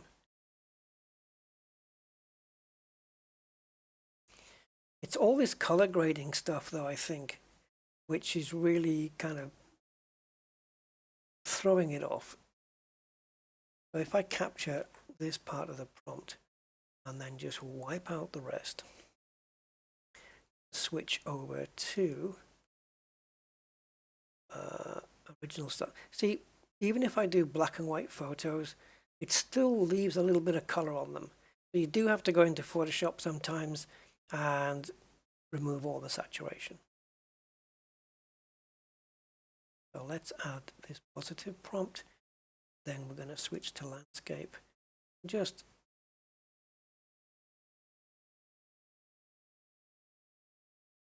add that there. Photorealistic, hyperrealistic. See this heavy shadow? Nah, it's not for me. I can always add that later if I need to. Oh, it's got golden ratio here. Okay. Get rid of this end bit then.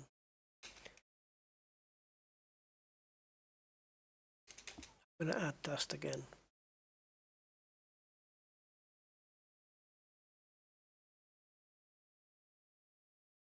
Is full view there?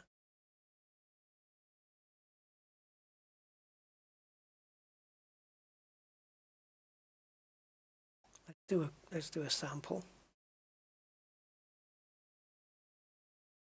Little shits next door.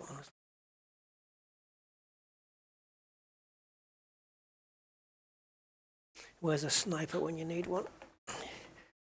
Okay.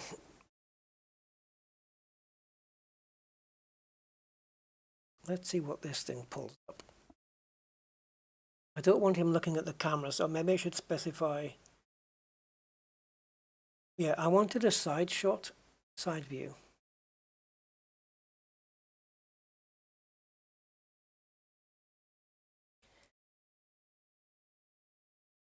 So POV, point of view, side, or side POV. It'll understand POV. It does. What is it with the golden jackets, man? It likes people in gold, and I did specify for him to be reading a large book.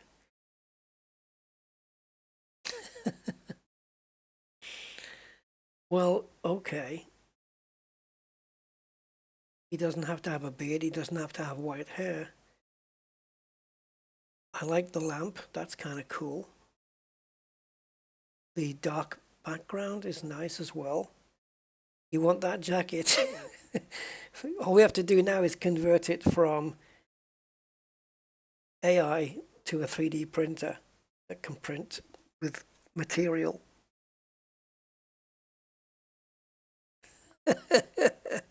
Imagine walking down the street with that jacket on though. Oh, you want a longer beard? We can do a longer beard.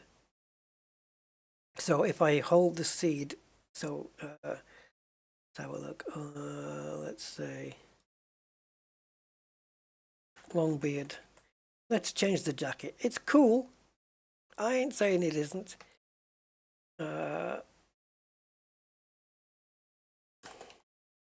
Tweed jacket, okay. I could actually give him the head of a potato if I really wanted to. I could say head made out of circuitry. You can do what you want, which is kind of what I like about this. And it does understand this NSFW as well, the not safe for work. It does actually pick up on that, and it knows what it means.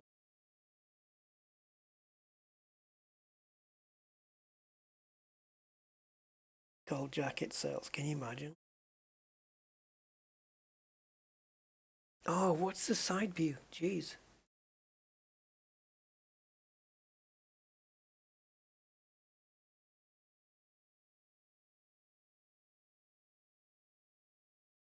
There's something you can put in the prompt where it's like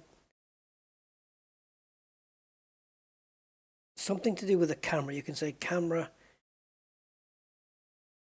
is looking at, or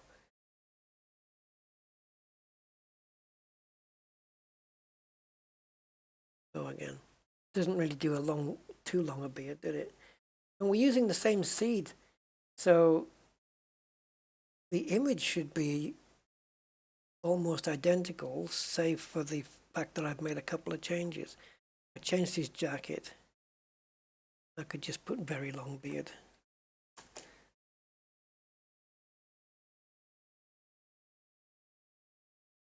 Okay, so he's looking off to the side, but the side view is not the way he looks, it's the way the camera looks.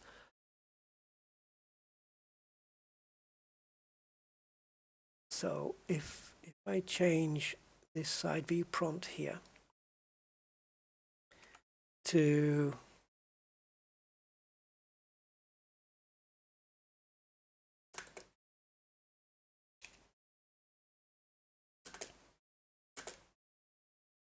this is getting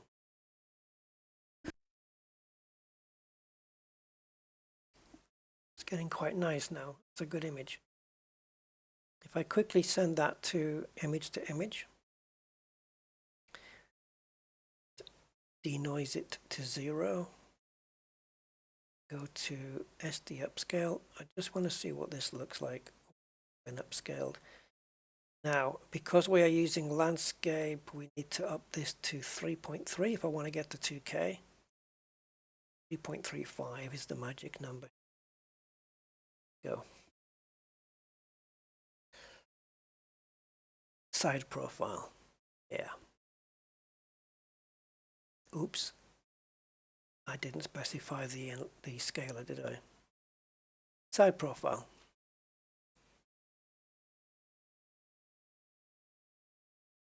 He's obviously distracted by something now.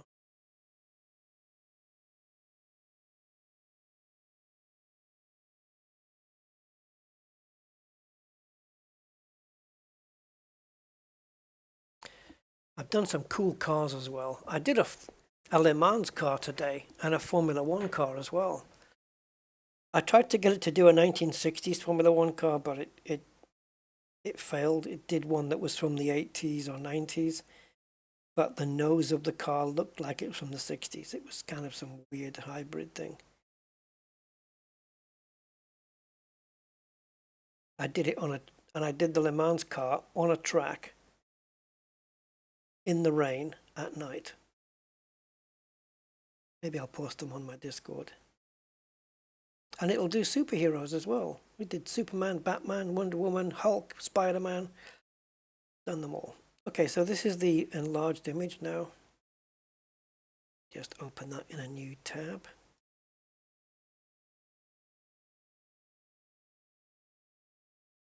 Yeah, the skin details are not where I'd like them to be. Seem better.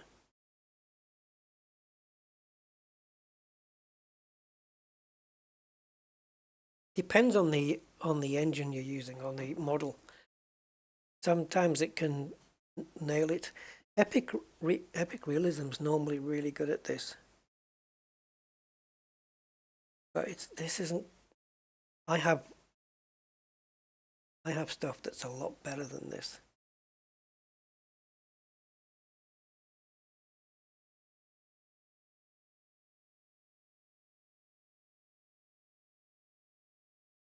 Okay, so one thing you can do, if I just go off onto my other monitor a second, search out an image that I did earlier. The one that I posted of this woman on my Discord. There you are. Okay, so now if I go to PNG info and upload an image I did earlier, because it's PNG, it tells me everything about the image, the prompt, the model that I used. So this is DPM Keras using Epic Realism. Aha. Aha. So we have a 25.8 DPM Keras and Epic Realism. Gotcha. Okay, so we're going to change this then to DPM SD Keras, and we'll knock that up to 8. What was the other one? 25? Oh, no. Get down to 25. Do 2 images. Now DPM Keras is a little bit slower, not too much, but a little bit. So we want to do side profile. Or side profile. I'm just going to do side profile view, just to hammer the point home.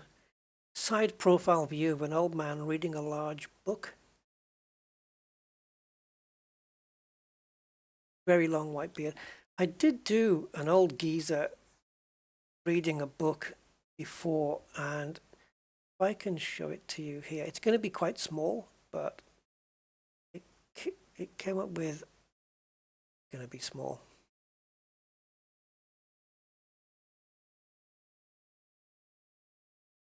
This was done in the same engine, but I decided to do it in black and white, just because. And it's a weird chair. It's like a school chair, really. And then I wanted to do like a sketch. So I've got a pencil sketch thing, which was this one, and also this one. Got some pencil sketches going. And then I did this guy. I think this was also done in Epic Realism as well. The prompt here for this is just a small, a border collie puppy or something. Yes, it's all free, Von Doodle. How does it do it? How does it know it's a human? Because, well, that's kind of what artificial intelligence is all about, isn't it? It's the knowing. Remember that pose thing we did? I did a pose earlier where this was a pose I did in open pose, and then I just said a woman waving. That's all. That's all the prompt was, a woman waving, and it did this. And the cars I did. Let's have a look. So what was the first F1 car we did? This one? Yeah, so I generated this. Yeah.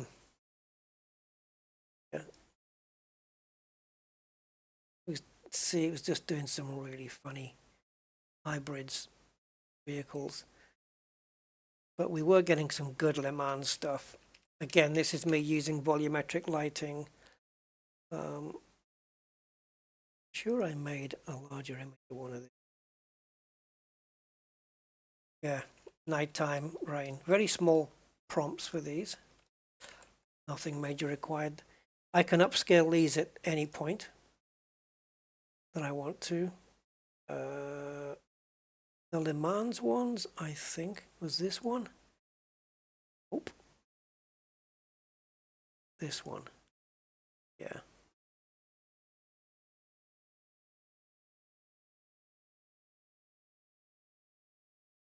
Yeah, we did those. Oh, and remember that house from earlier?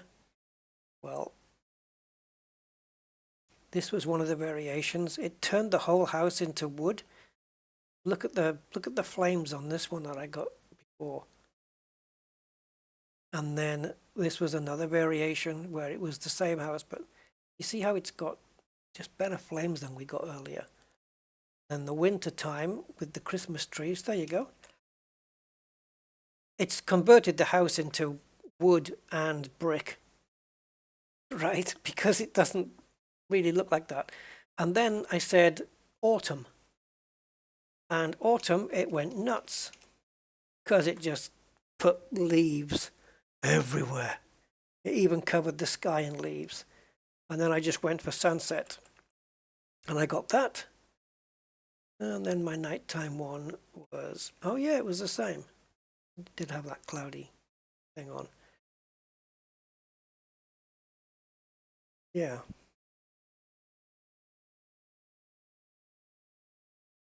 Okay.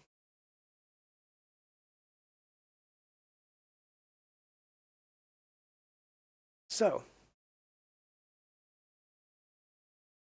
I should have been generating while we were doing this.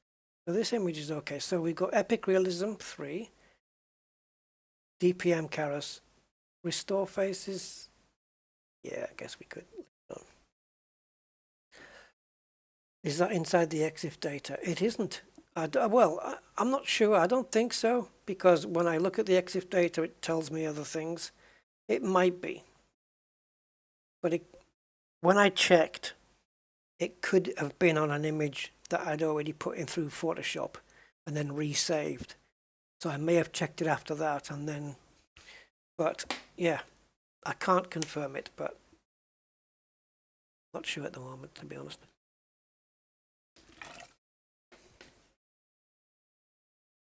You're marking some undergrad work last month and it's very hard to spot AI stuff. Yep.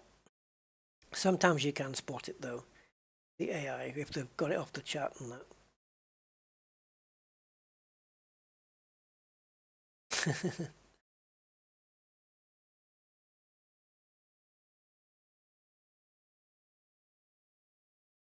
Couldn't be asked. Oh well. Oh, it looks like we might be getting a side preview. And he might be facing this way. And there's a light source here. Is this what we're getting?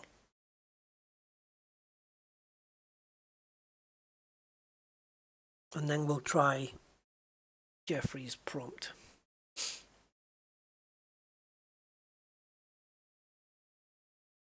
Because God knows what it's going to produce.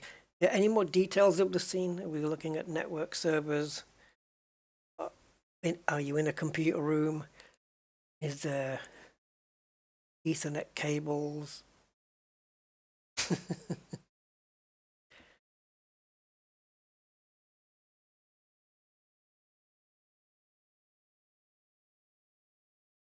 Oh, cheers. You've been quiet because it's a great stream, learning so much. There we go. I don't. Right, the large book thing, if it's not doing a large book, I can take the thing here that says reading a large book and then add priority to it. So the way I would do that is I would just split this up. So reading a large book is in a separate thing. I would highlight it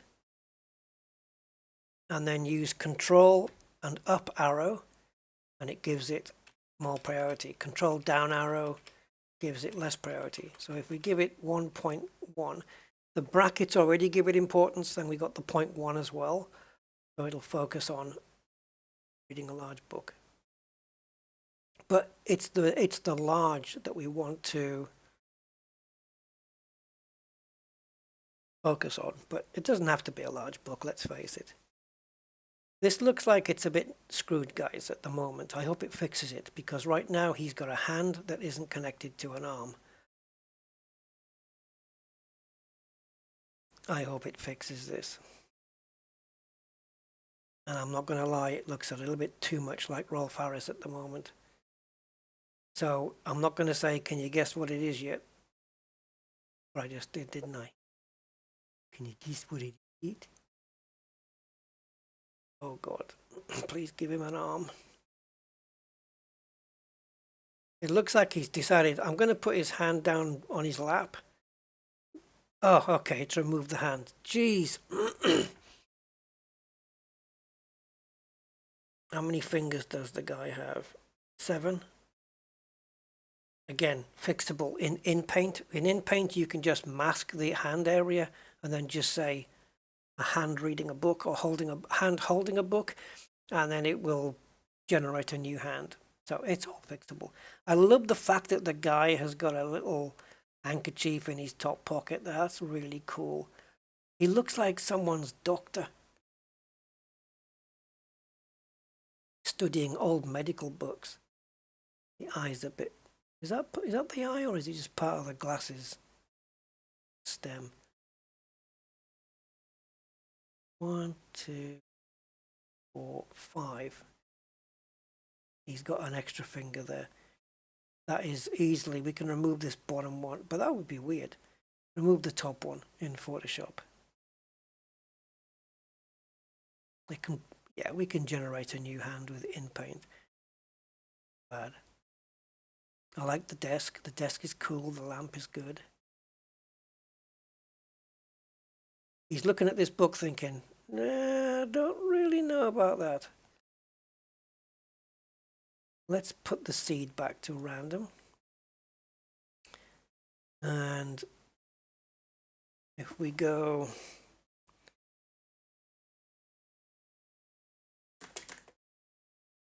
wearing a poppy on L chance.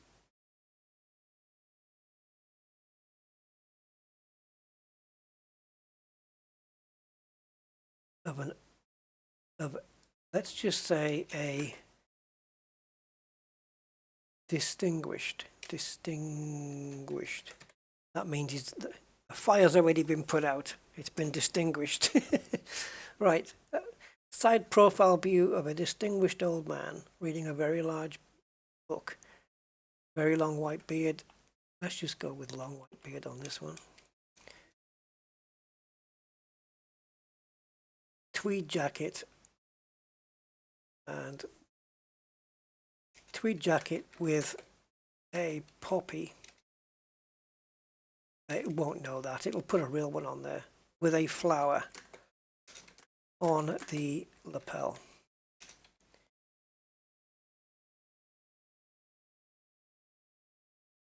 Get rid of the prompt there. Now we can add contrast and more detail to this. So let's just add a little bit detail. You go to Laura, select more details, don't want to go too crazy with this.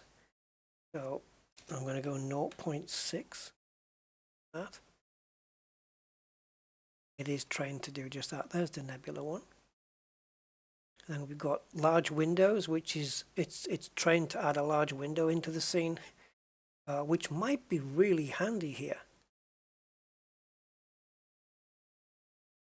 Should we try a large window? Let's go 0.5 on that one. Actually, that's probably quite low. 0.6 again. Let's see if it's going to add a large window into the scene now. We have a whole new seed, so a whole new guy. So the LoRa is trained for large windows, so it should add one into the scene. And then more details is just going to tweak the details in the scene a bit more. Let's see if it does it. Large window. That should provide, if it does do it, that should provide for some interesting lighting.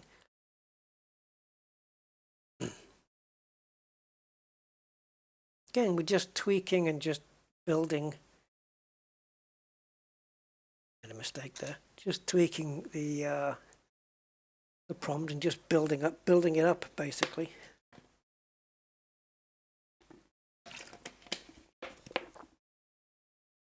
This is just image generation. Don't forget, AI is also doing visual effects now, and yeah, it's processing video, turning people into. There's a website you can go to. I forget the name of it though. It's very limited unless you pay, but you can import a video of yourself doing something, and then just wipe yourself out of the video and put a different character in its place, like a robot or a bear, and it'll generate the new video.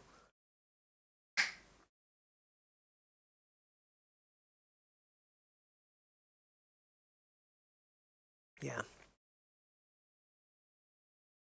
it's crazy what it can do.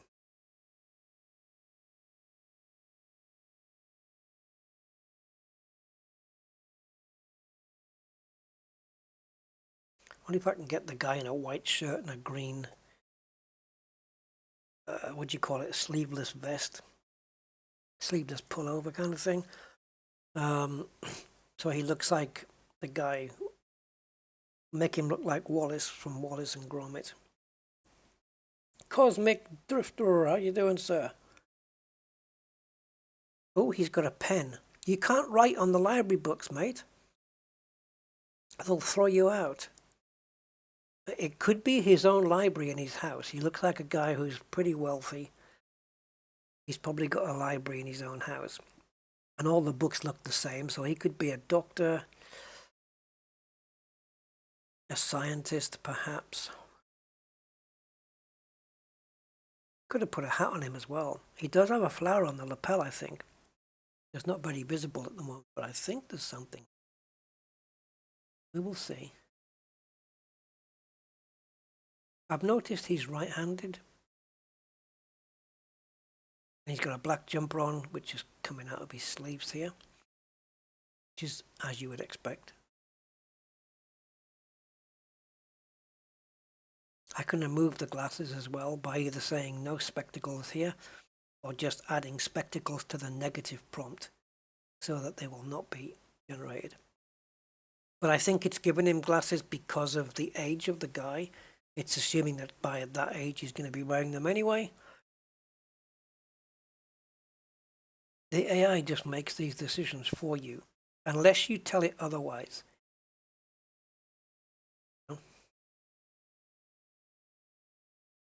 I hope this more detailed thing hasn't screwed up my image. As for the window, maybe I need to increase 0.6. If it's not on either of the two images, I'll have to put it on Jeffrey's image.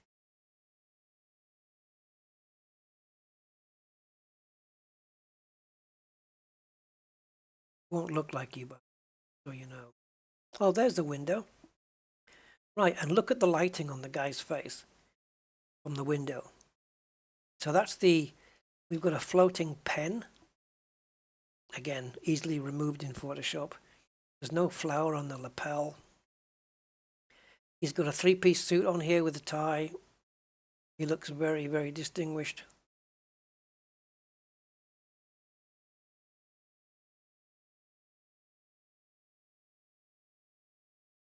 Why is that pen floating? But yeah, this is the Laura that does the window. It's definitely done its business there. Lighting on the wood is just as you would expect. Same on the bottom shelf of the window. Great. And my other guy got a flower. Or is it a, I don't know, it's kind of a hybrid thing. He's writing his, what are you can't, oh, he's not actually writing.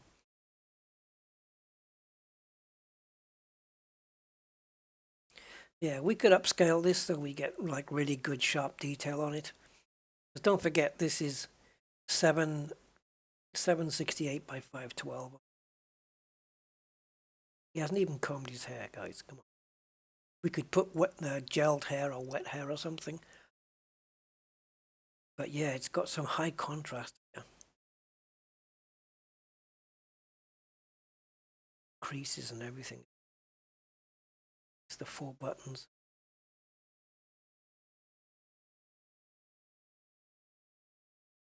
I like it. This is, we just use the remove tool in Photoshop and that's gone. That's not a problem. Or we can mask it out in Paint, just say wooden wall. Or I think, what if I just put a mask and don't put a prompt? Will it just know to remove it? Because that's what Photoshop does. Okay. So we can save this whole prompt. I just click here and I can just say old man in library. And it will save the 2 negative and positive prompts. I think it does these as well. But it'll save the seed and everything. I don't think it saves the engine or the model, Epic Realism. So you'd have to just pick that. But I can just leave this prompt and then just go into a completely different one now, like next photo, and then generate the exact same image in a different model and see if it looks better or worse. So let's get rid of side profile. Let's get rid of everything here. 48-year-old balding grumpy Gibraltarian named Jeff. Name Jeff isn't going to make a difference to an image. Hunched over a keyboard. Patching and patching.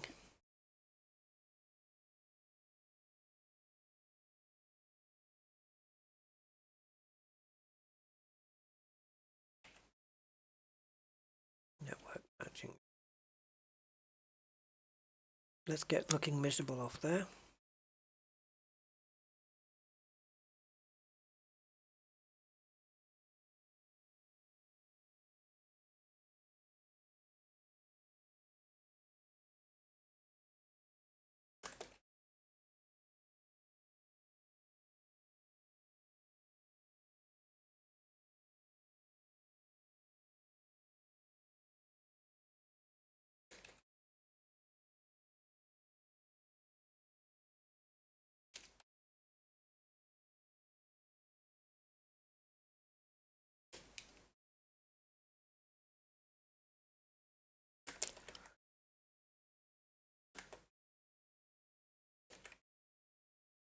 Bad cabling.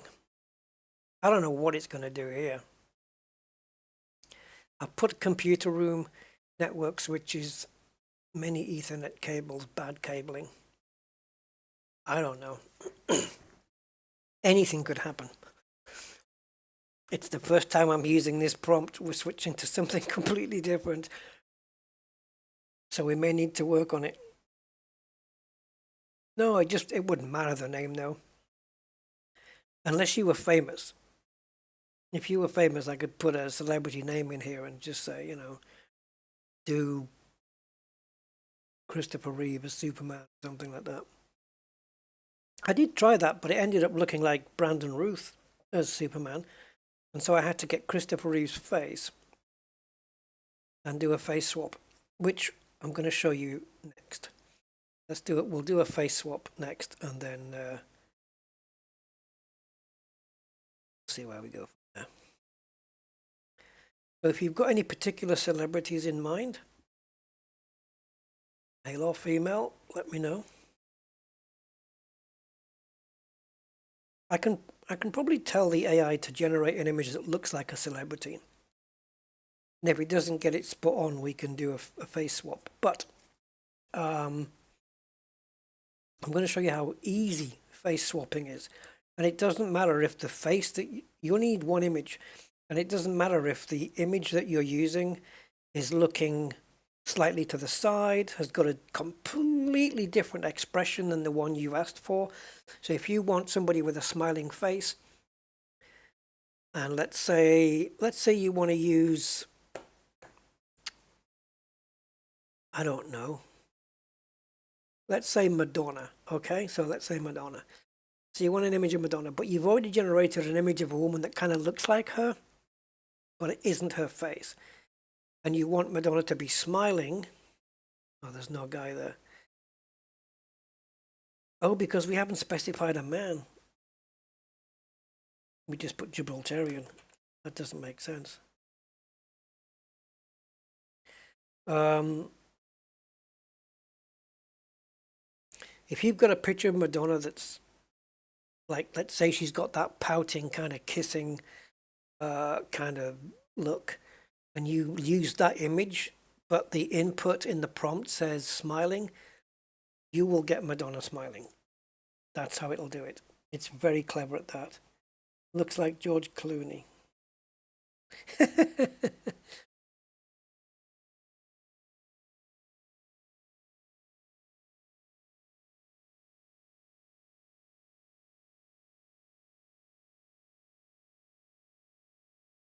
Should we say, instead of Gibraltarian, can we say, I don't know. What do we say? Latino? I don't know. What would be a better...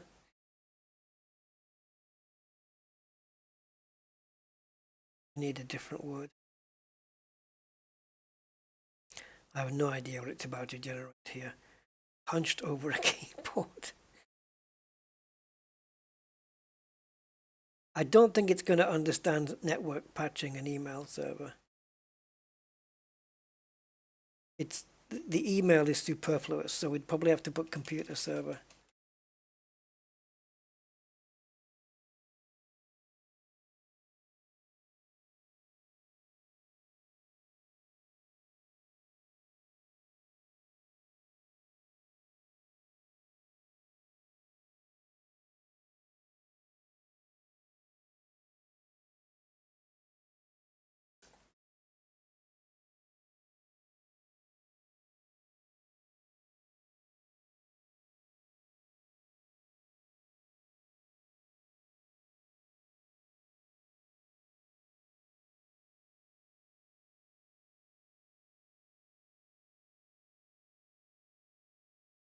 Yeah, face swapping is quite cool.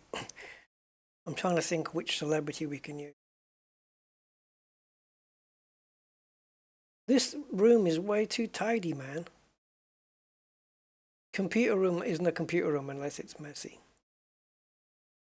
But he's definitely hunched over a keyboard. Computer's not on, but hey, that's Photoshoppable. We can put any screen we want on there with Photoshop. I guess you could do it within Paint as well. I can make it so you look like you're looking at something you shouldn't be looking at work.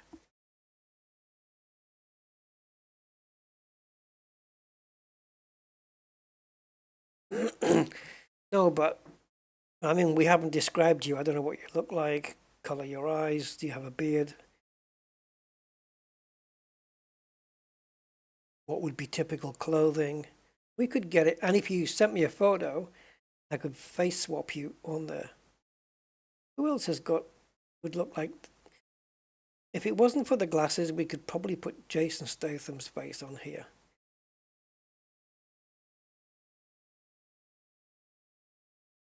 Let's see what the other image looks like. It's got that typical office ceiling, hasn't it? I've seen that in so many offices, man. We've taken the LoRa for the big window out as well, so.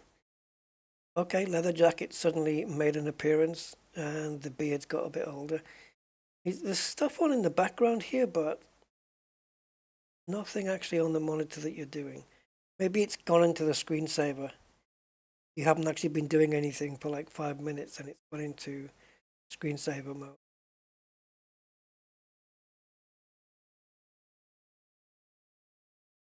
Is that a speaker? I don't know what that is. The specular piece of light here from the thing.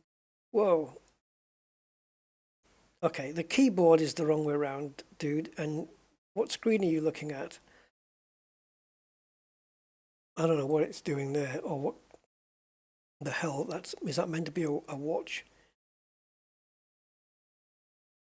Keyboard. What the hell is a keyboard anyway?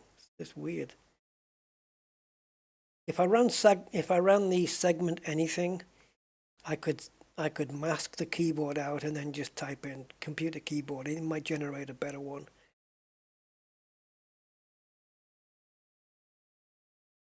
Let's see what we can do with this. If we already have it saved. If we go to in Paint anything and grab the image. Now I want to run segment anything without the beard. Well, I can remove the beard. In the prompt, I would just put clean shaven, and then in the negative prompt, I would just say beard, mustache, facial hair, that kind of thing.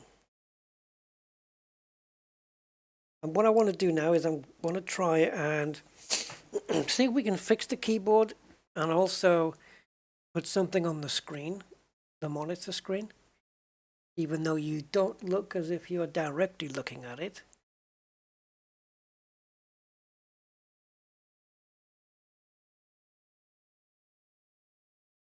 Yeah, no, that's not right.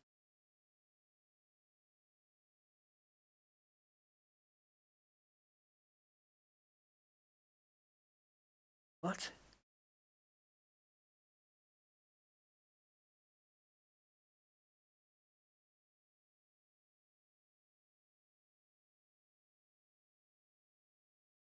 It looks like it's cropped somehow. Go again. Not seen it do that before.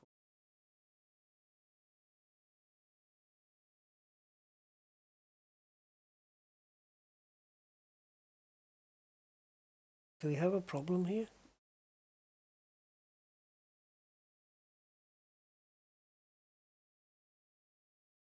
Oh, not found. Okay. Go back with this one. Oh, maybe you have to go here, download the model. Guess so. I haven't done this before. I don't know what these different models are doing. The look of misery needs deepening. Well, we'll have to go with like depressed or something.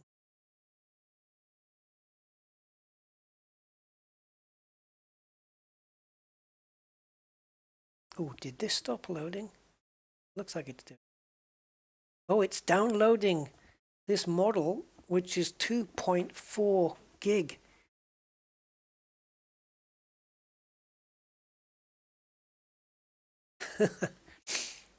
Okay, shouldn't take too long. Half a gig in already. While it's doing that,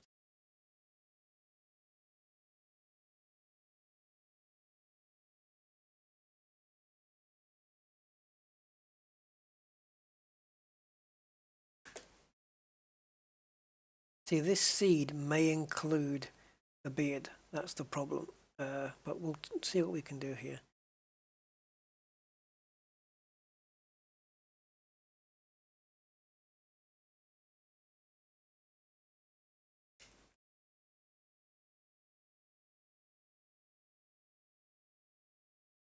Did you say with the glasses is okay?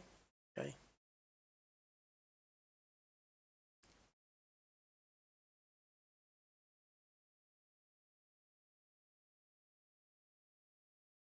Going to generate a new one and just see what gives here. Using the same seed, I'm expecting very similar, if not bang on. It should, when you're using the same seed, if you use the exact same prompt, it should be bang on the exact same image again. But I did change the image to clean shaven.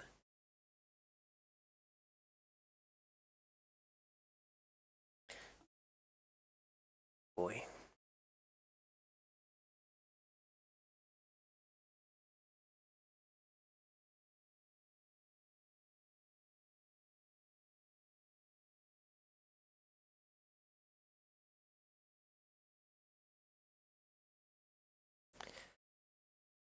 It's amazing. Things can go completely out of whack.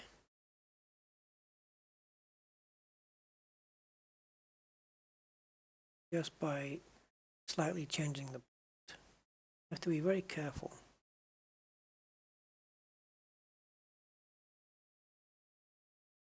No. I've not seen it do this before. I think we must have something interrupting this, or... Because when you use this, when you use the seed that you used on the previous image, unless just changing a letter or a word just completely and utterly changes the image despite the seed, we still have the other one, so it's not a big deal. I just don't know why the segmentation thing didn't work on it. I have no idea what this is producing.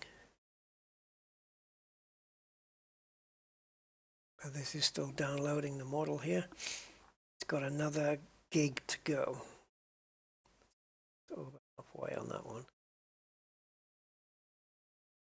Oh, it's actually got a network server in then and some cables.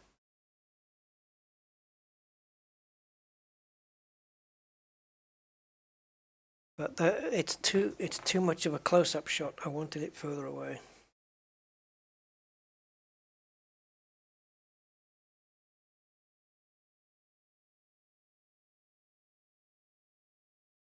I could do full view, or we could do wide angle or something like that. Don't want wide angle. I don't want it distorting, so to speak.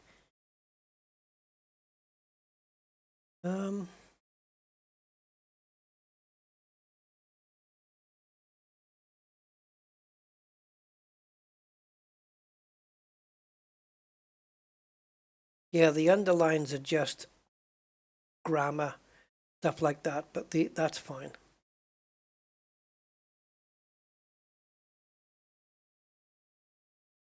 Yeah, you see. Yeah, these are fine. That's just spell check, grammar check stuff. Those Ethernet cables look pretty, they're thick, aren't they?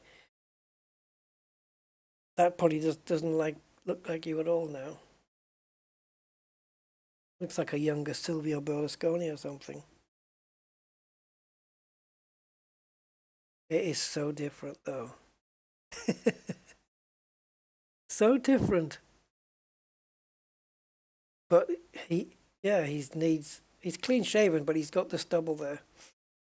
So the detail is really, really good. Looks, he's got a USB charger cable for his phone around his neck, look.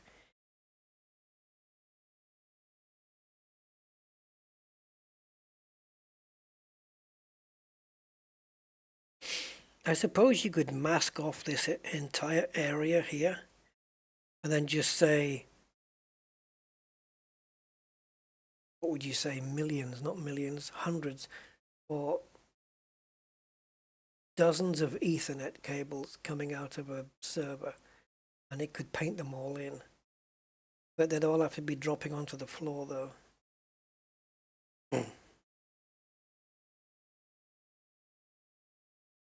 Right, how are we doing? We're almost there.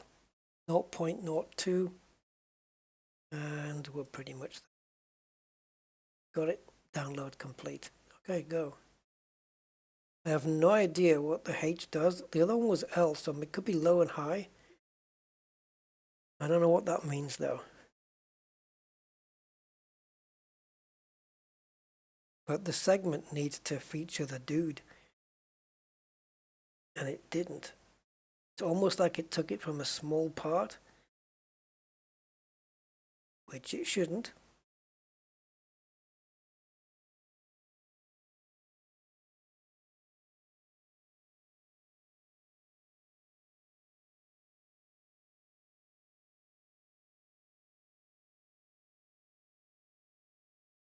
It's not showing any progress. It's the command prompt.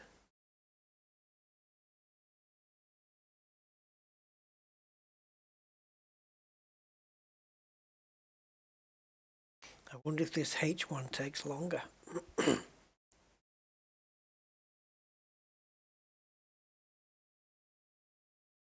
So how did we do here? I mean, we could run another one.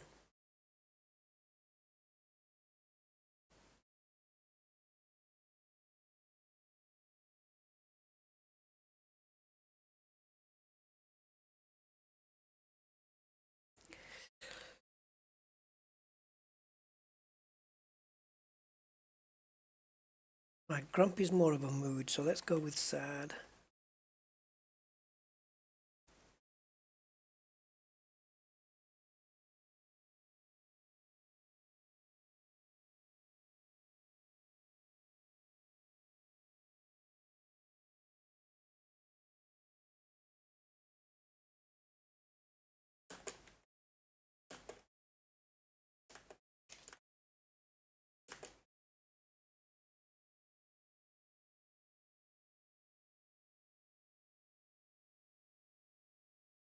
The end of everything. Or the beginning of.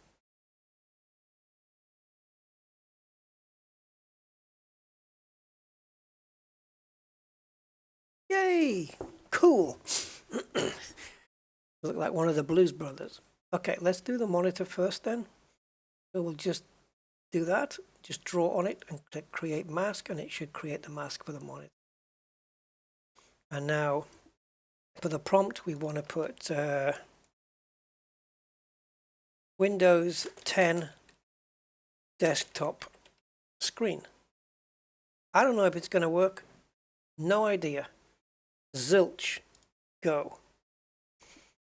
But that's what I want to see. Windows 10 desktop screen. But then we've got to send that image. We've got the expand the mask region as well, which you can do to avoid. I don't know whether that avoids any of these white lines, possibly.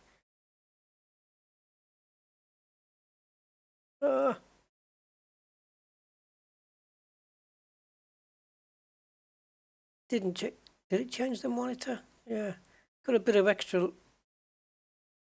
No, it hasn't. Okay. It looks like it's got all the tiles up and everything, which is, yeah, okay. Well, let's change. No, let's do that again. So,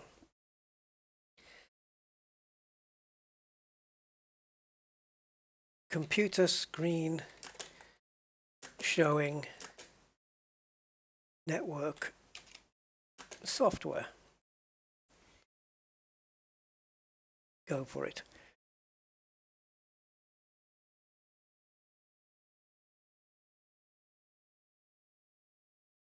It's impressive stuff though, isn't it, guys, though? It really is. Yay!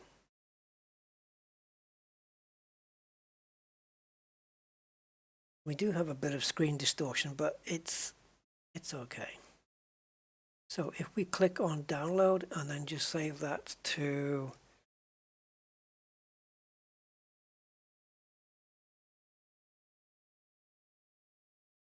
going to call it Jeff. Then if we load Jeff into here,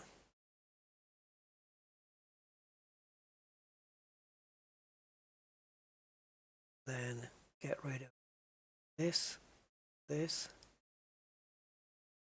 that'll get overwritten automatically. Run the segment again. Now we're going to see if we can create a proper keyboard. Because this keyboard doesn't look like a keyboard, but whether it can get into those intricate areas is going to depend completely on whether it segments that part of the image well or not.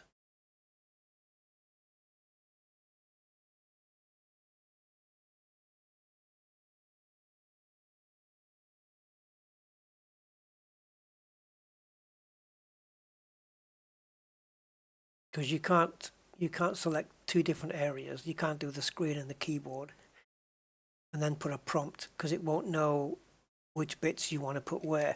It'll probably take a guess, but I wouldn't want to chance it.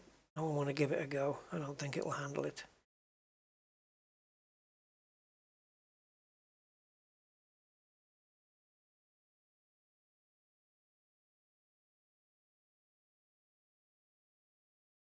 So hopefully we're going to get the same segmenting again. The screen may look different, but I want this keyboard to look right. And this way we can maybe add a bit more detail. I could even highlight your jacket and change it to a sequin. Yeah, a sequin glitzy jacket, something that Elton John would wear. Oh.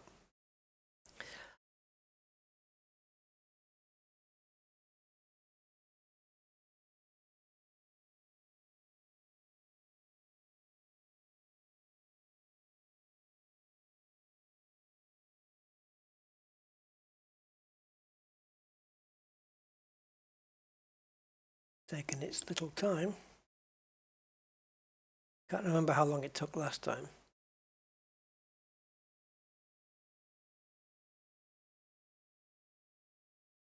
This isn't actually busy doing anything, is it?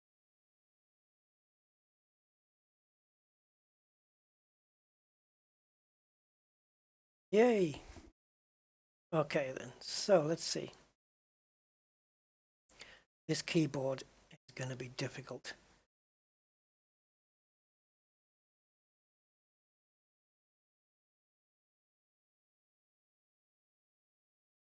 Let's try it. So,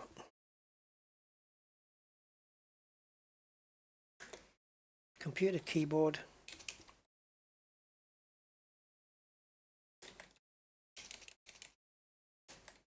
High detail.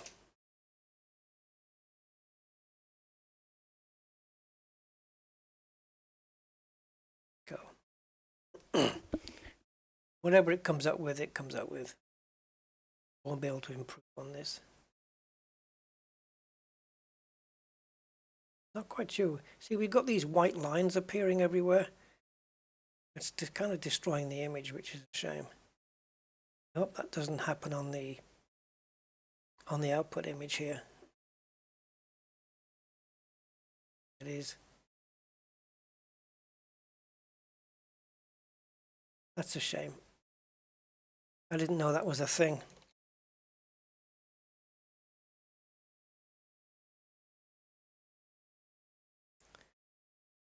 It looks like it generates these white lines, and it hasn't really fixed the keyboard. We'd have to do a new prompt and just say, highly detailed keyboard and stuff, blah, blah, blah, blah, blah, stuff like that. Maybe we can get it generated. So let's just do a quick face swap and then call it a day. So let's stay with the same engine, Epic Realism. Why not? We're going to get 4 images.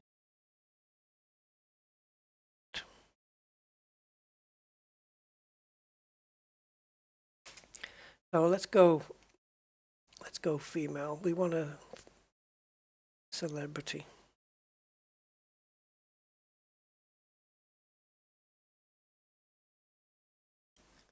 I wonder if I just do Meryl Streep stood next to a window.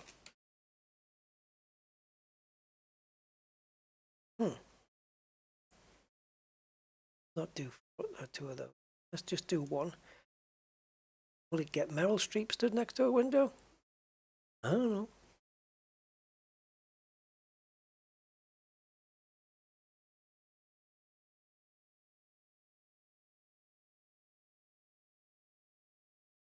Maybe I won't need to face swap. The idea is to get somebody who looks like somebody, like a standard female that doesn't exist, an AI one, and then put a famous face onto it. Yeah, it's a young Meryl Streep, unless we're going to get a bit older as we go on.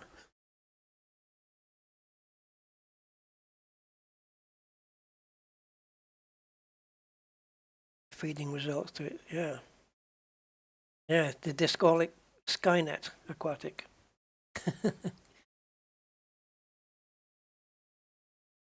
Okay, she's getting older. But will it still end up looking like good old Meryl?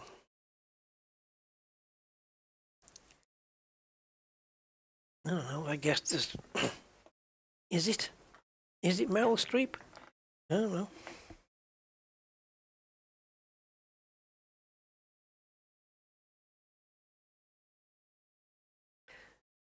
We could put Jason Statham's face on that. Only because he came to mind earlier. So if we describe somebody, if we describe a celebrity without saying the celebrity, so, oh, I need a celebrity though. I'll just do a Google search, famous female celebs, because I just can't think of anybody. Scarlett Johansson, okay. Jennifer Aniston, interesting. Okay. So how old is she now?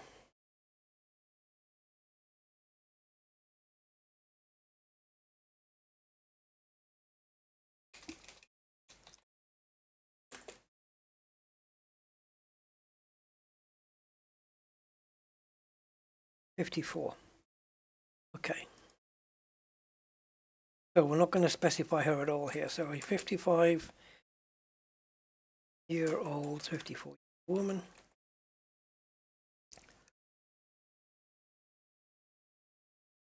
Long, dark, blonde hair. Blue eyes, yeah? Smiling.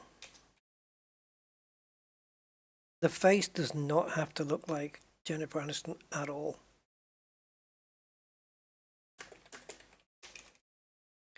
But the body type and the hair does. Or at least something that can be passed off as her. All right, go, do it.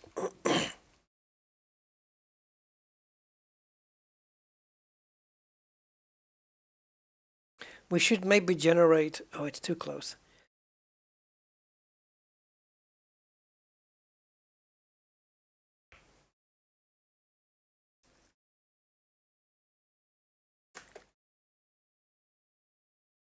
We should maybe generate more than one image.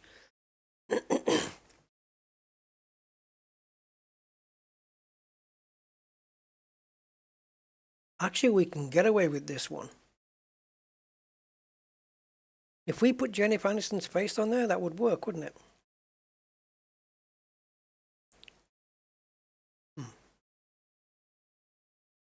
stand by. Stand by, fellas. She's not 54, this one, yet. Unless she's going to morph into 54. Okay, she morphed. This is going to work. The hair's perfect. It's good. That face is going to disappear, though. But I want a decent-sized picture of Jennifer. All right, this will work. All right, so this is the woman then that we've just dreamed up out of nowhere. Cool. All right, let's turn her into Jennifer Aniston. So, how? Well, let's go into Google Images and check out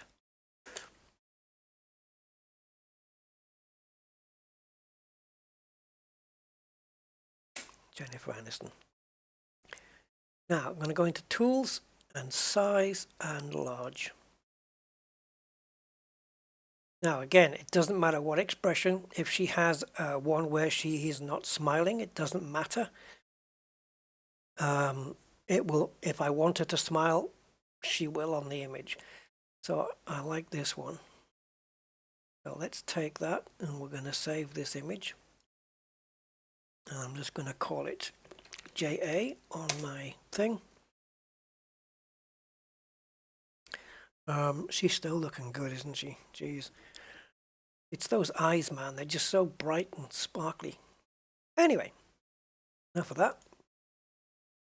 All right, so now we're going to send this image over to image, because we want to create an image from this image. We're going to blank out the prompt because we don't need anything in there whatsoever. This is how easy this is going to be. I hope I can make this work first go. So, the denoise, I don't know whether we need to do anything here, but I'm going to leave it at 0.4. I don't think we need to touch that, but we'll see. I don't think we need to touch this either. So we're going to use an add-on called Roop, and all you have to do is drop the image in and enable. So she's looking directly at the camera. She's looking to the side. Doesn't matter. She's got hair covering some of the face, a little bit, but doesn't matter. Skin tone on there is different to the skin tone on there. Shouldn't make a damn bit of difference. Okay, that's it. Loaded Jennifer Aniston's image in, enabled Roop, and go. And it should reproduce that image with Jennifer Aniston's face, unless I've got a setting wrong somewhere. Oh, it's scaling it as well. I forgot to turn off the scaler.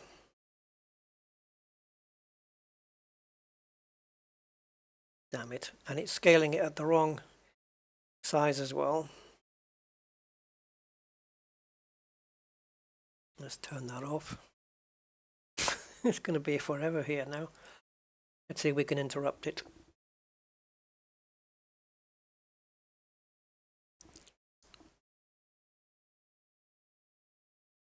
Come on. Okay, go. Normal size now, I would say. So it's not going to put Jennifer's face on until the very end. So all we're expecting is a mirror image of this to begin with. I've noticed it starts young and then gets older. Yeah.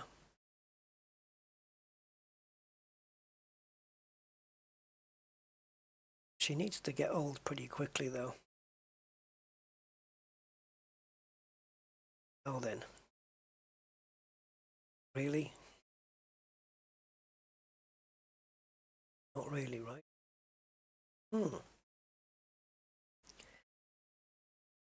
Do we need to turn the denoise down? And also, is the seed that we used for this? Oh, it has. Yep, 70429. It has passed it over.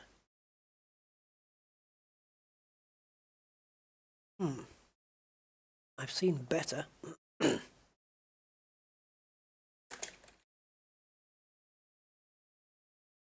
I could type Jennifer Aniston up here, but that would kind of defeat the purpose.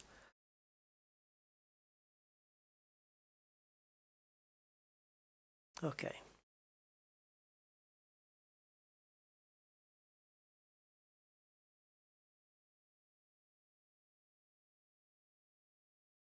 Yikes.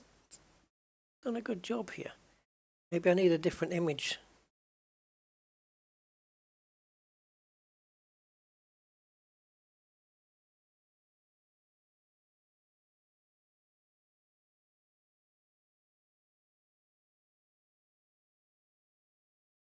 Jennifer, oh Jennifer.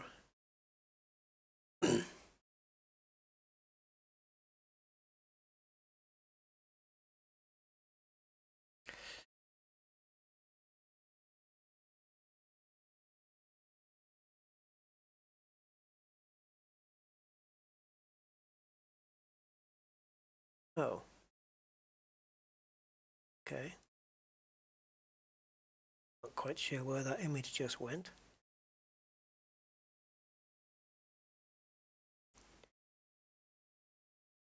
Got saved somewhere, but I don't know. Oh, right. Stupid images. Sometimes images get saved as HTM. Unless I did the wrong thing. Save link. So save image. There we go.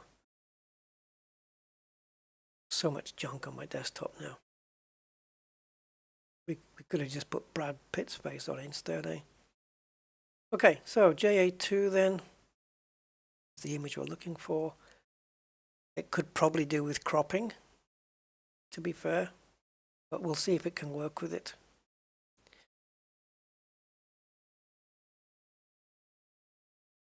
It did change the face, but it's not quite Aniston, really.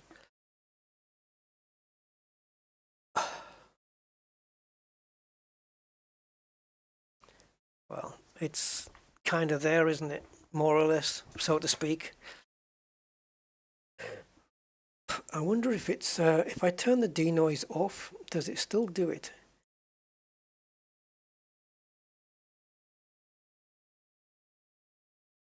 I wanted a big smile where you can see teeth.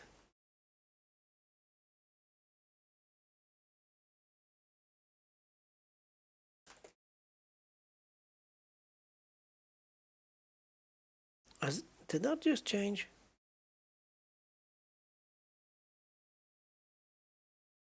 Did you guys recognize that as Jennifer Aniston? I would say that it was her double.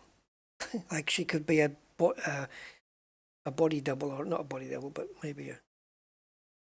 I don't know. Oh, I tell you why we're not getting the smile, because the denoise is off. We need to give the AI a little bit of freedom here. Let's go to 0.6. See if I'm giving it a bit too much freedom.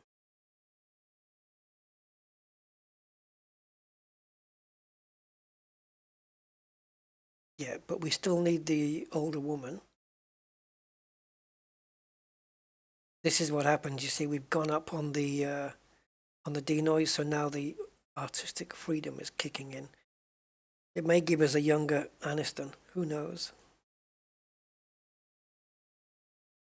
It's not going to be the same smile, though, is it? Well, there's Jennifer's image. She doesn't have an open mouth smile on that one.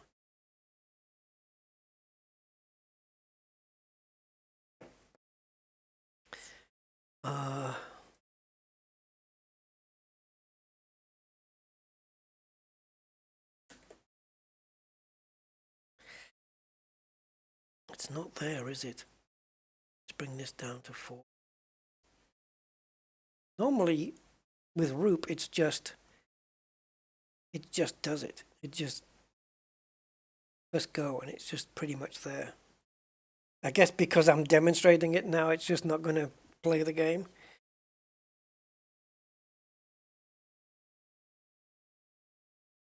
I mean, it's not even producing the image one-to-one now because we're giving it a little bit of freedom. See, now the smile isn't so big. It's sticking more closer to this image. No!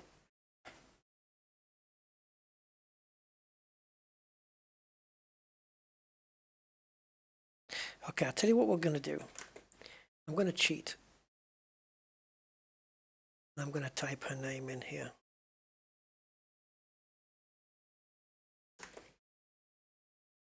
Jennifer Aniston.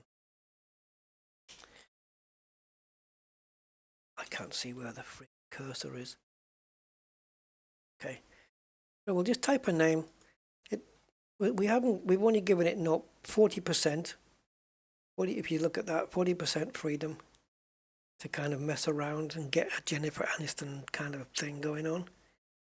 And I've spelled her name wrong, of course. It probably will understand still, but I have to give it another go.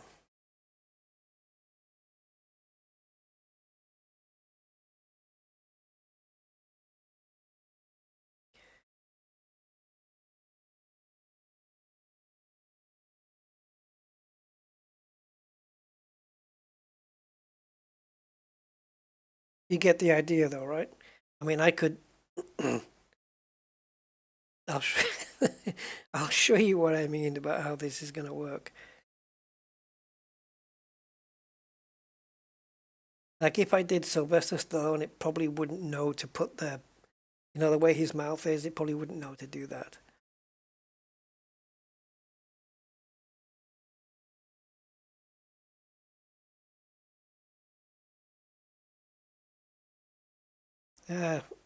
Screw it, it's close enough, man.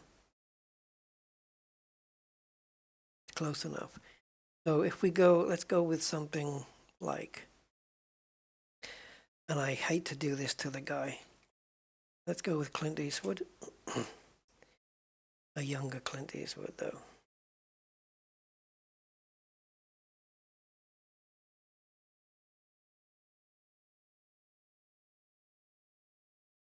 Will it matter that he's wearing the hat? I think so. Got a Dirty Harry there. Okay, so let's go with large.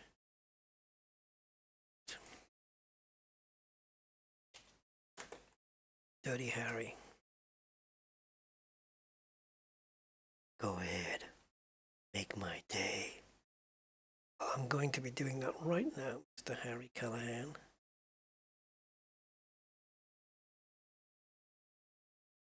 How would you describe that expression? Let's go. Can we go with that one?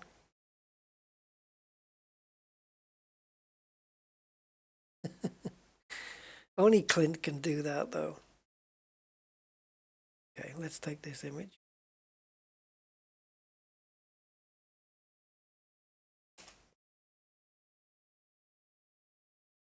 And we're just going to go angry. And yes, I am going to put Clint's face on the woman's head.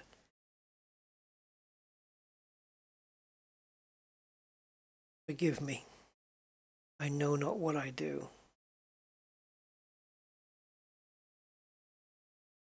Just angry.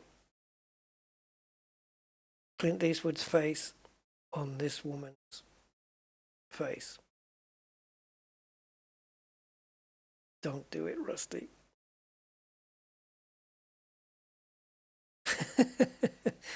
It's kind of a mixture. He hasn't made him old at all. It doesn't even.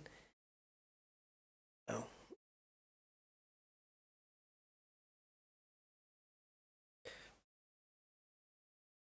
Let's see if we can add a bit. Clint Eastwood angry. We'll get it up to 0.4. Give it a bit of freedom.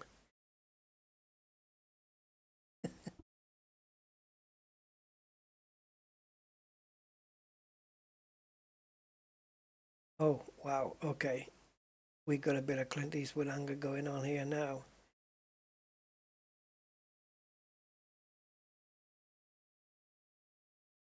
Man's got to know his limitations. What's it gonna?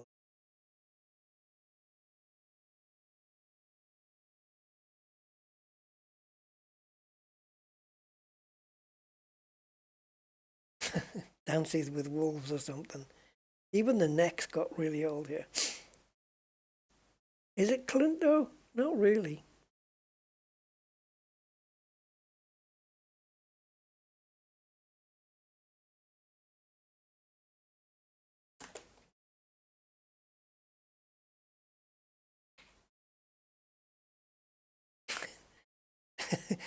Gumbo Pot says such a natural beauty. I'm sure you said, I know you said that when it was Aniston.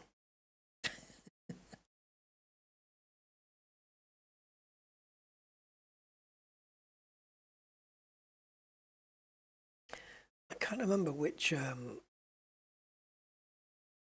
engine I used to do the superheroes. I think it might have been this one. Yeah, see, we're kind of getting there. Once we get the expression right, if you take off the hair and give Clint his hair back, it's a little bit Kevin Costner as well. Look how the shoulders are going.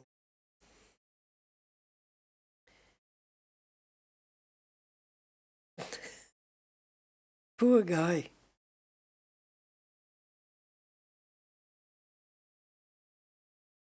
Yeah, 6 shots are only 5. If I just type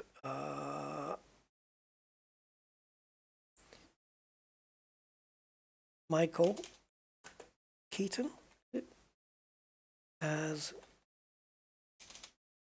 Batman.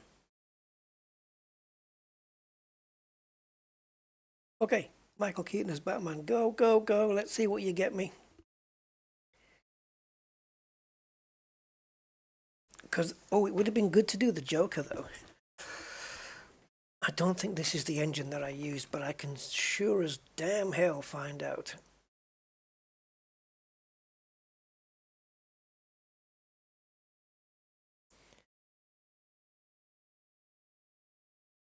Let me see, the superheroes would have been 3rd of July. See, the eye holes are a bit too... Are they? Are the eye holes too big? I think so, right? I'm Batman. We actually got some good Batman images too long ago.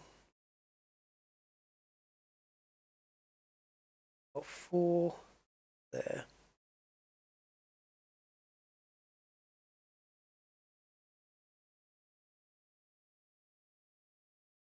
To work on more of that.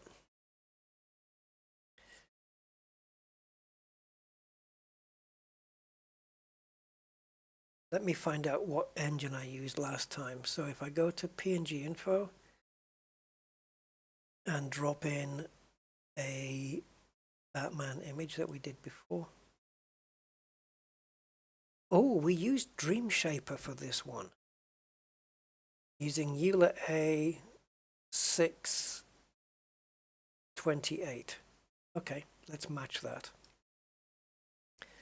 So let's go to Dream Shaper.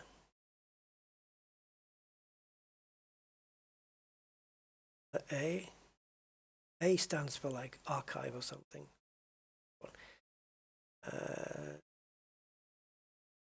26. Fine. Same prompt, go. I can show you the images that I did. This was my first prompt where it said Christopher Reeve as Superman, and that's what it gave me. But then I had to tell it later to add the kiss curl for the hair.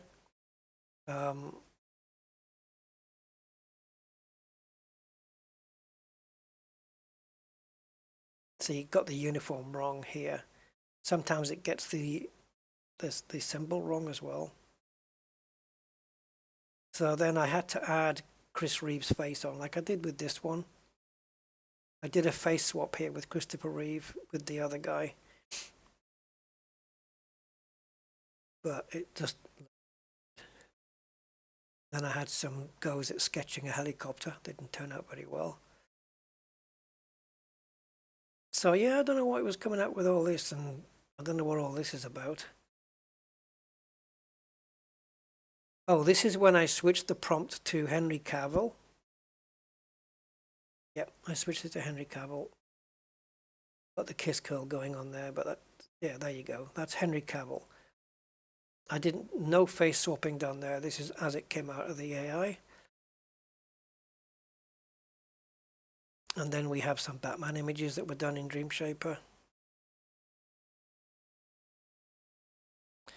I just did one where he was stood on a rooftop looking over Gotham City, but I should have put the bat signal in the sky or something.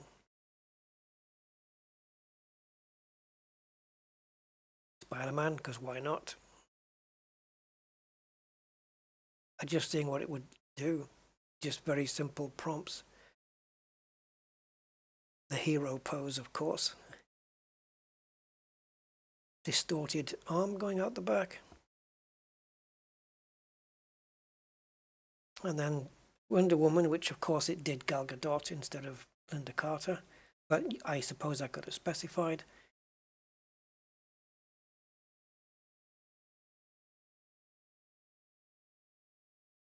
And then Hulky Boy.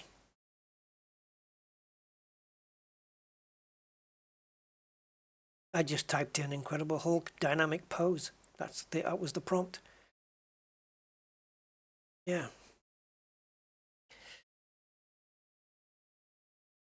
So those are some of the ones that it has done yesterday, or I did yesterday. Oh, why are we still getting close-ups?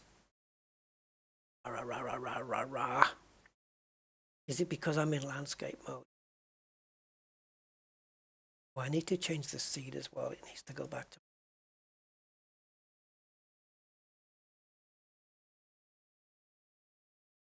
the Dark Knight. So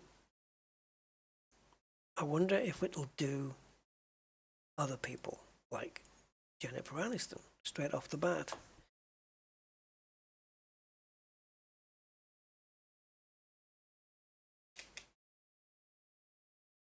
Jennifer Aniston, and then you could do maybe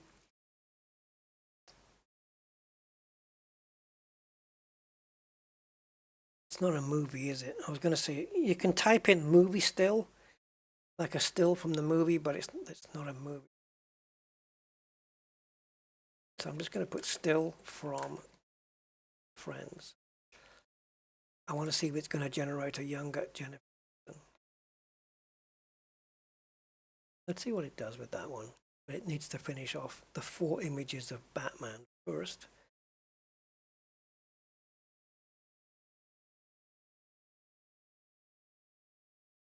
Once you've clicked generate, you can mess around with all the settings and it will be different. What on earth is going on here?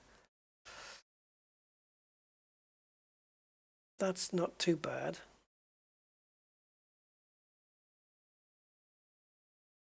I don't even know. Again, the eye holes are just too big.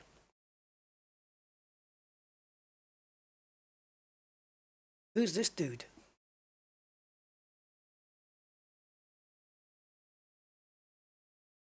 Oh, you know what? Damn it. To interrupt this, we need to do a portrait. Go.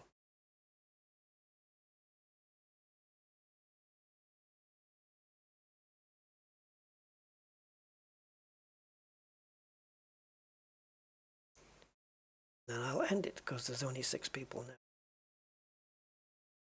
5 of those have fallen asleep. One of them is in another room.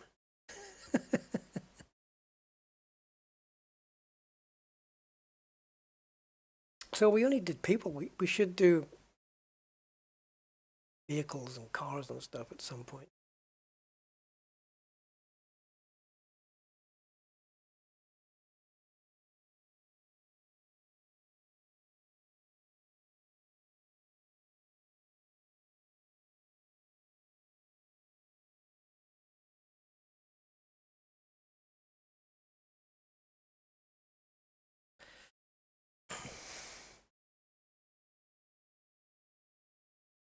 So we got, oh, Terminator, yeah. Birds. We got one that does renders birds. Airwolf. Yeah, Terminator. I think you have to do male Terminator trigger word.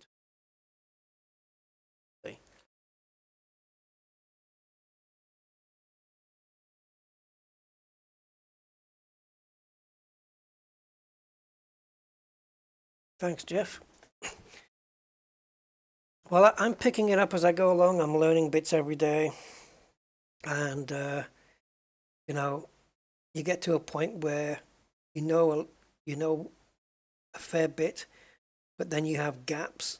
Think, like, oh, what's this? What does this particular thing mean? Or this is a bit I don't know. It's like when I was flying the planes in MSFS, you get to grips with enough, but then there's certain aspects you don't know. And then you start just focusing on those areas and saying, right, what is LoRa? What is it like Chorus? What is like Chorus? What does Dream Booth do? Open Pose. How does Open Pose work? ControlNet, which is so powerful. Like, how can you? There's so many different things here. Like, you can just create line art or a sketch. Let's say you were able to sketch out a building or something or a street. I could upload that sketch here, just a pencil sketch, or maybe just lines. Not like filled in, but just like black and white lines. And you could use line art here, and then you can describe it, and you say a city street, and it will draw a city, but based on your drawing. It's nuts. And you've got scribbling and stuff like that, and it can create depth images as well, so that you can get literally more depth into your pictures and stuff.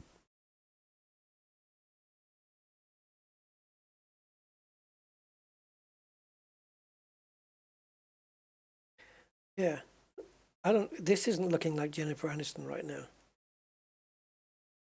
but I have learned to be patient and wait. It's still insistent on the gold. Maybe Epic Realism was better to do this. I don't know. We've got 3 images being generated. Those are 71% complete.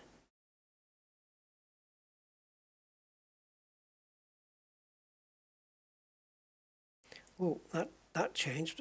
That changed quite radically.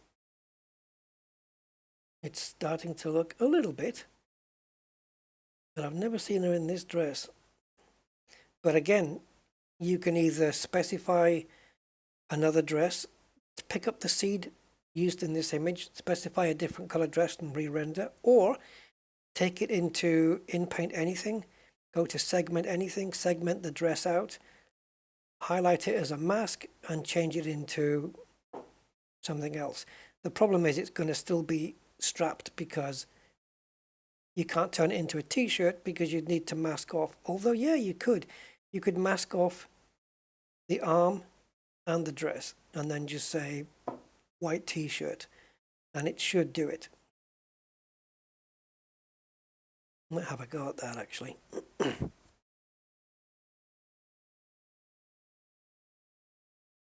And once you're happy with the image, upscale it. Or if you have Topaz Gigapixel, also you could do that. I think the middle image is better. It's got a passing resemblance, but this one, oh, maybe not.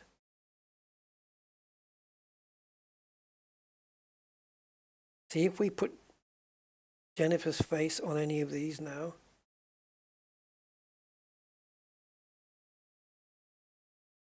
look.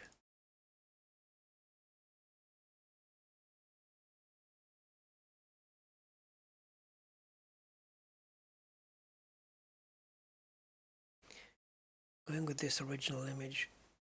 It'd be nice to get see, they're looking in completely different directions, but she's a lot older there. I want to just drop down the ability of this to I don't mind it having a little bit more influence here on the image, because I'm not 100% happy with this image in the first place.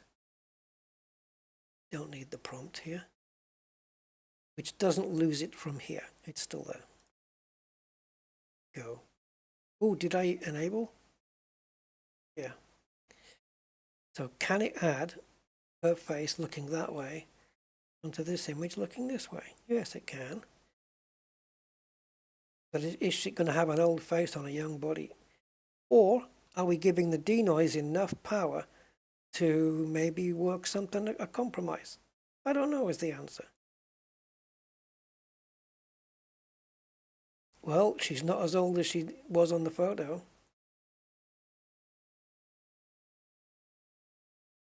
Okay. I'm just going to add one word into here. Smiling. Because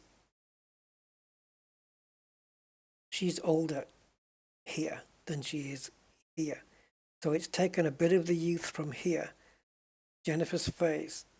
So again, playing with the denoise can give us a balance between the photo and the input image.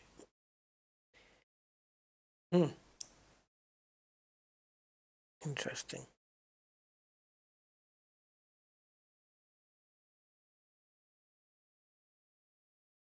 You really have to just keep tweaking and retweaking though to get better results. I mean, it's kind of her. Hello, Frank. How you doing? Welcome. We are just 3 hours and 15 minutes in now. Maybe this wasn't the right image to pick either. Maybe we should have picked that one or this one. Maybe this one. Let's send that image over. Again, don't want the prompt. But then if we don't put the prompt, denoise has got nothing much to work from. Let's do it with the prompt and see what happens. So it's this with old Jennifer down here. I might use a different face restoration engine. This one. See if that one gives us better results. It won't slap on the face until the very end.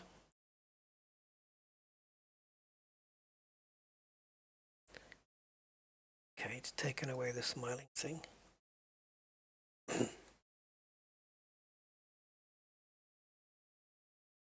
I think if we give it more, if we give denoise a higher value so that the AI has more artistic freedom, will it also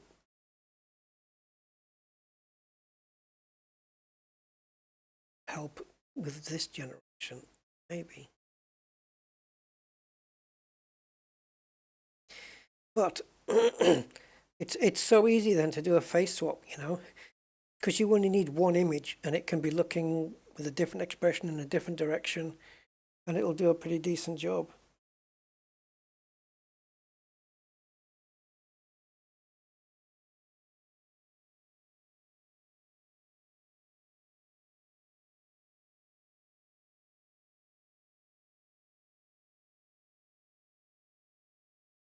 It would be nice to reproduce. That's definitely looking like her. It'd be nice to reproduce a younger Jennifer Aniston from an older Jennifer Aniston picture. The eyes are there for sure.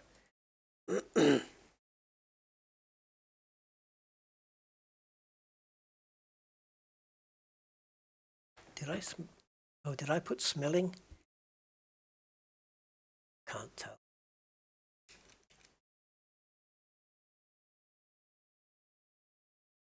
If I want it to obey the prompt more, I can up the CFG scale to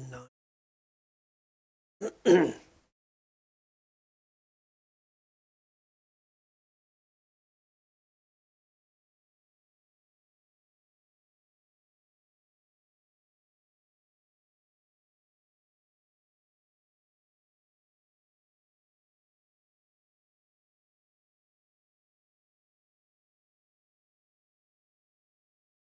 I wonder what happens if you do a render of the Terminator exoskeleton and then try and put someone's face on.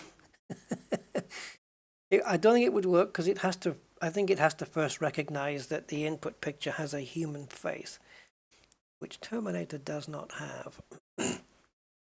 At least not the skeleton. Exo. What's that? What's the phrasing? Exoskeleton.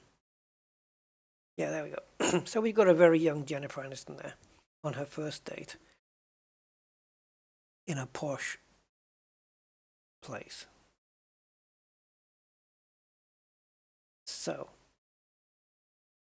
to wrap up, but.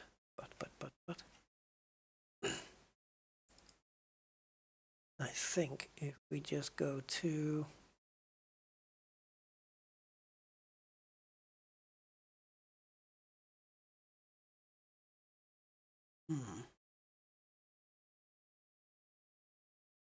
get rid of that. Let's get rid of soft lighting, matte skin and detailed skin. Not going to really be a thing here. And we want male Terminator and wasteland environment. It might just render Liverpool. So wasteland environment, and we want the LoRa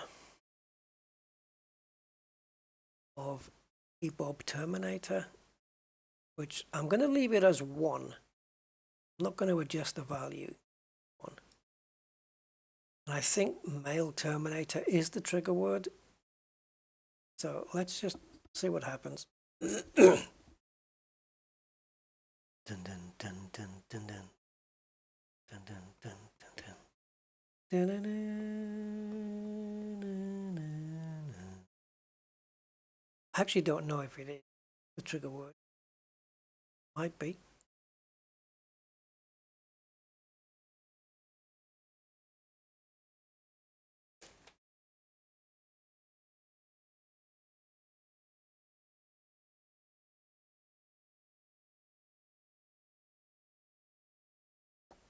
I don't think we need restore faces on here either. Because the LoRa is trained to do the Terminator exoskeleton anyway, so it's not going to need this, I'm sure.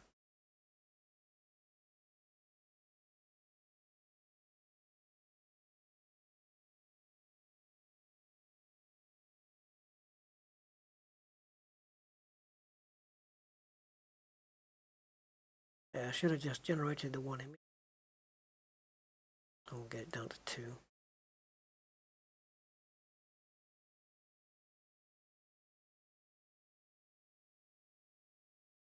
This A detailer is powerful as well. If you get an image that you've done and you like it, but it hasn't done a very good job of the faces or the hands or whatever, you can use A detailer to scan the image, highlight all the faces and fix them all. But I need to study up on that. I'm not 100% sure.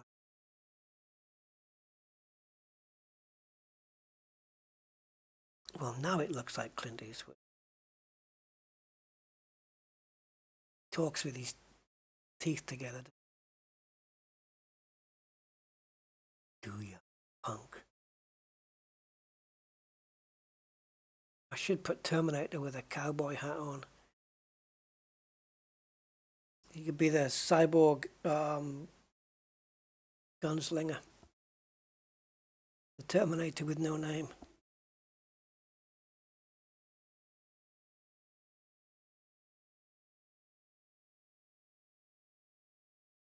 The good, the... No, that wouldn't work. I'm going to say the good, the brass and the ugly, but that wouldn't... that wouldn't work.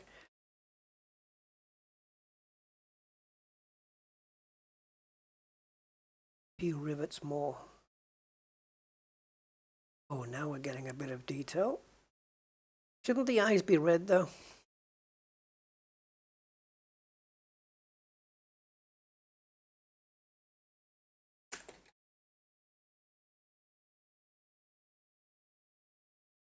And I put wasteland environment, but it's kind of a bit too zoomed in for that. I'm not sure if the head's a bit too long though. The forehead looks to be quite big.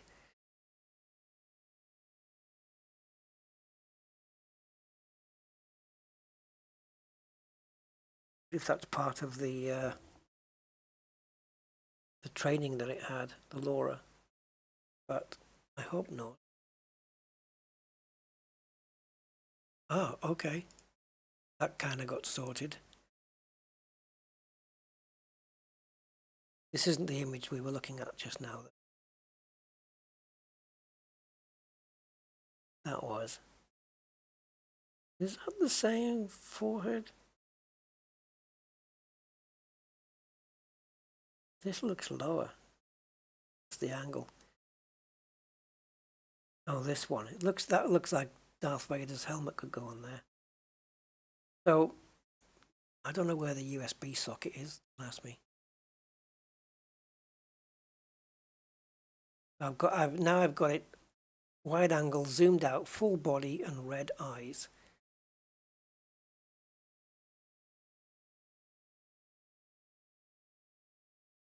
It's not going to pay attention. Damn you, boy.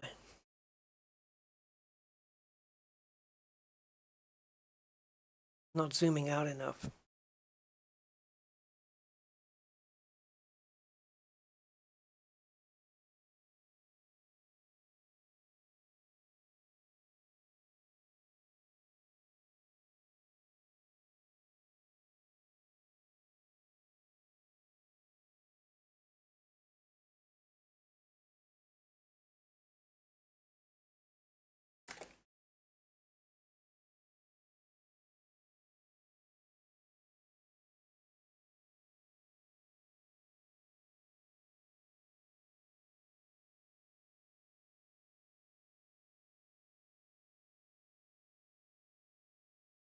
And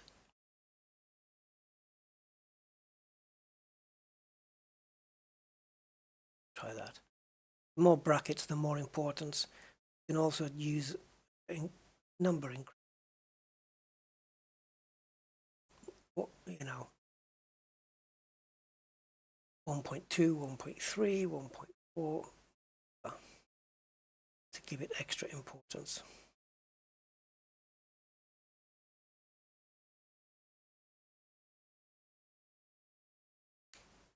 I wonder if it's just not fitting the whole Terminator in because of the fact that it's a portrait, and also, although it should still be able to fit a full body in. And I don't know why we can't see a preview of all four renders going on. In this case, two renders going on at the same time. Nothing switched on down here, right? ControlNet is off. It is.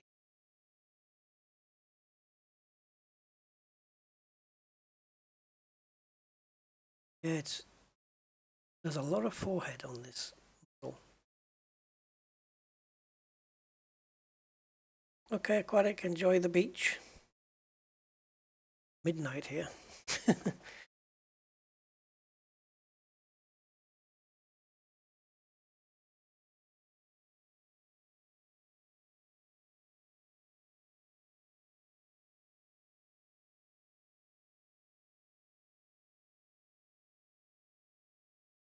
Is that red eyes though? I did tell it red.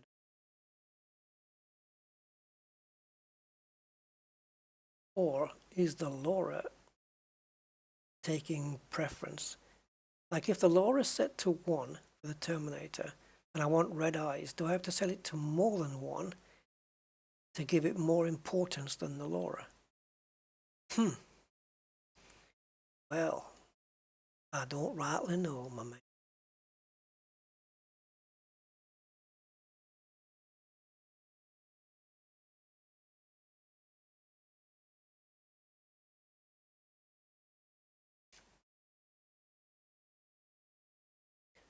You see red eyes. Oops.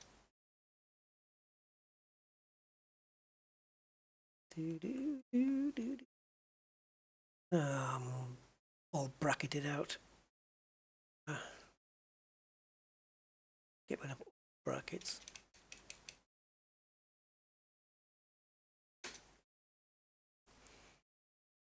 Pick it up again.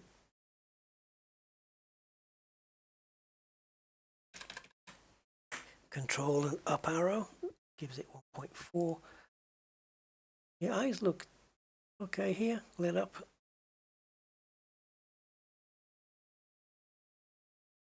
Ah, it did do the red eyes.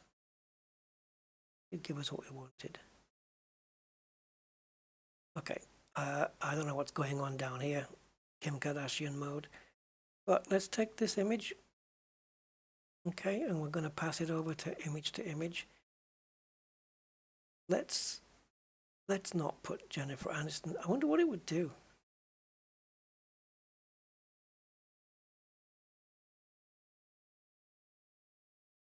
Surely not.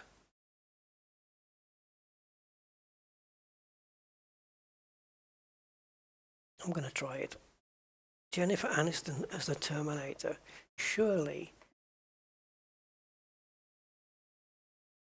I think I need to put the denoise up a bit more.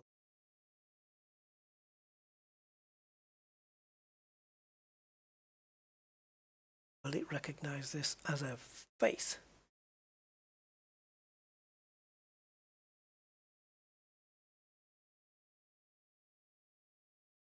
Great detail here. Oh, my reason for coming here is to just upscale the image so we can get some really good detail on it.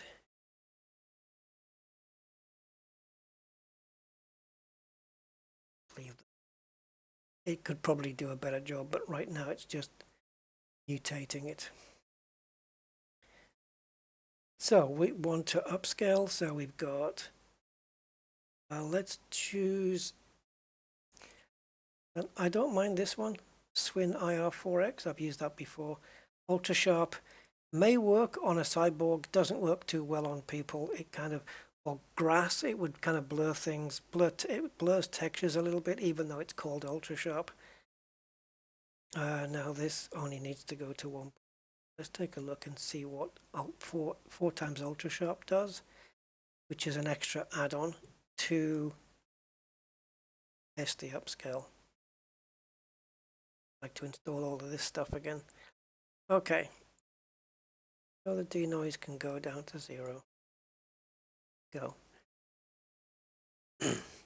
So it's basically now just going to take this and upscale it 1.9 times, which will give me a height of my screen, 1450 something, I think it goes to here.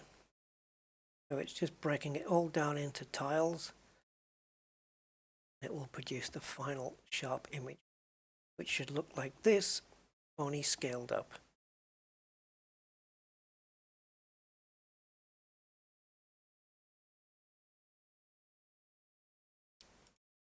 There it is.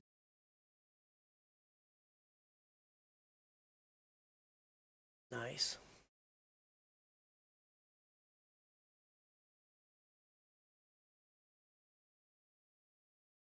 Yeah, you wouldn't want that knocking on your door.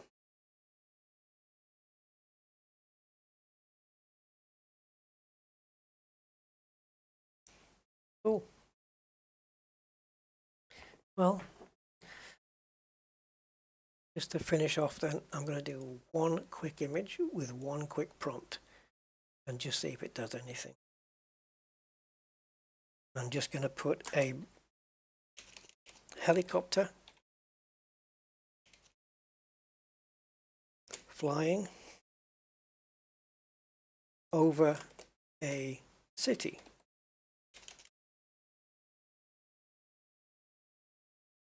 Close up. That's it. Except for, go into here and we go to Airwolf and generate. I've just put a helicopter and the LoRa should add the fact that it's Airwolf. I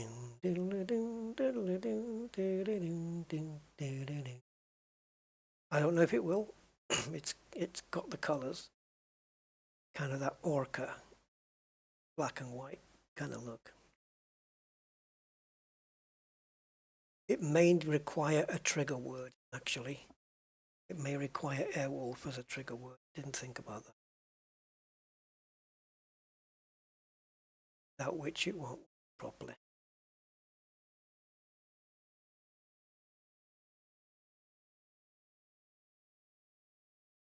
I think some of these do require triggers.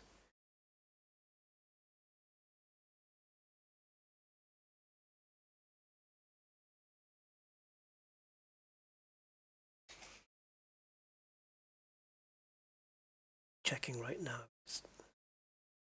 Oh yeah, it does. It's okay. So the trigger word is EDOB Airwolf. So I probably needed also flying and helicopter. Well, we've got helicopter here. We've also got flying already. It's EDOB, not Adobe. Drop this.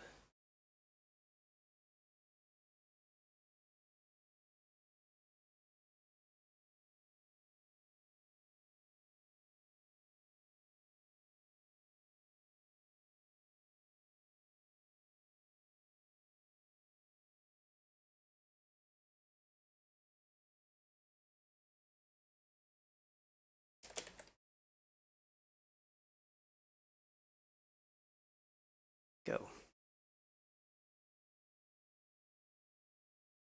I don't know which model they recommend on using. It shouldn't matter.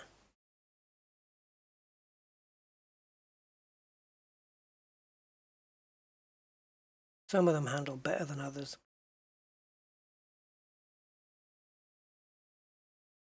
Because next door. They don't care what time it is.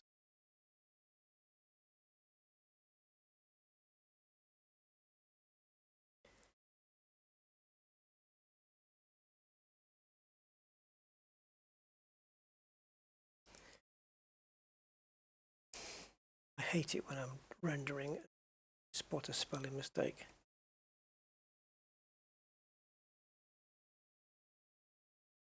We even spelled helicopter wrong. I mean, it still does it. This does not look like Airwolf, but yeah.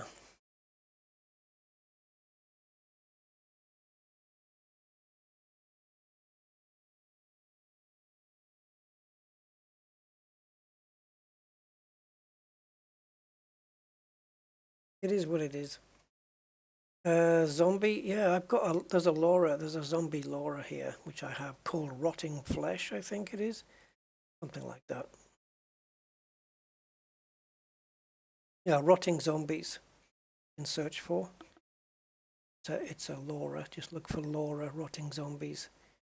It just adds, like you do your prompt as usual, zombie, gore, blood, jaw dropping off, flesh, rotting flesh, I guess you could put, and stuff like that. But you would still need to add that Laura to get that kind of dead skin look. That's a freaking mess. That's what that is. So we'll have to put Airwolf on hold.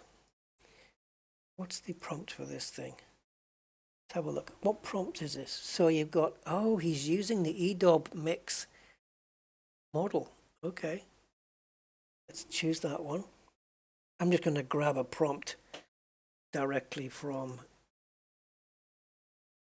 the thing, and we'll see if it's better. So paste, tick. Okay. Iris fix. Nope. Okay, so everything else is as is. Go.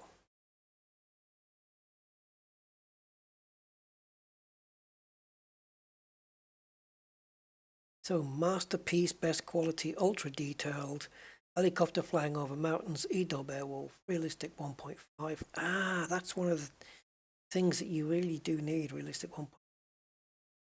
I saw that on somewhere that they advised to put that in. Well, if this looks like the image that I'm looking at right now on my other screen, then this should be pretty damn effing good. Just need a bit more of that.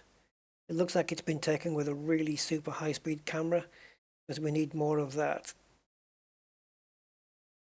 impression that the rotor blades are spinning, you know. The main one, at least. Okay, yeah, so we are getting that. But we need maybe to add keywords like motion blur, that kind of thing. Yeah, this is producing the same image as the one I'm looking at.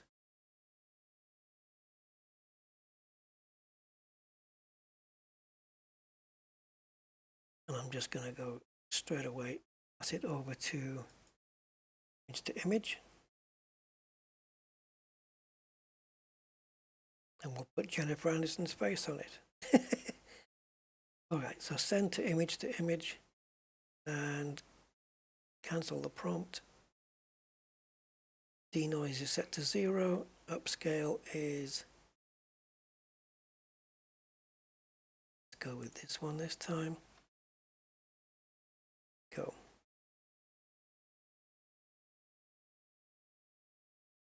Couple of movie icons here, eh?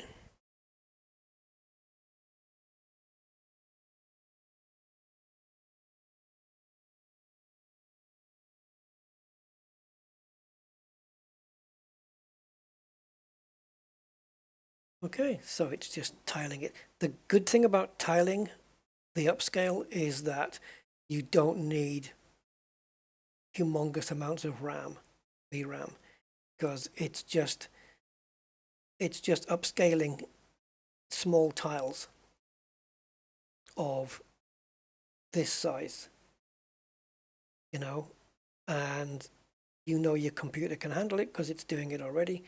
But it's just doing tiles of that and then stitching the tiles together. So it's not a memory issue at all. Oh, that didn't. Oh, we need to go 3.3. Anyway, you get the idea. I needed to go bigger, 3.3, because it's landscape. But yeah, there you go. Airwolf. Done.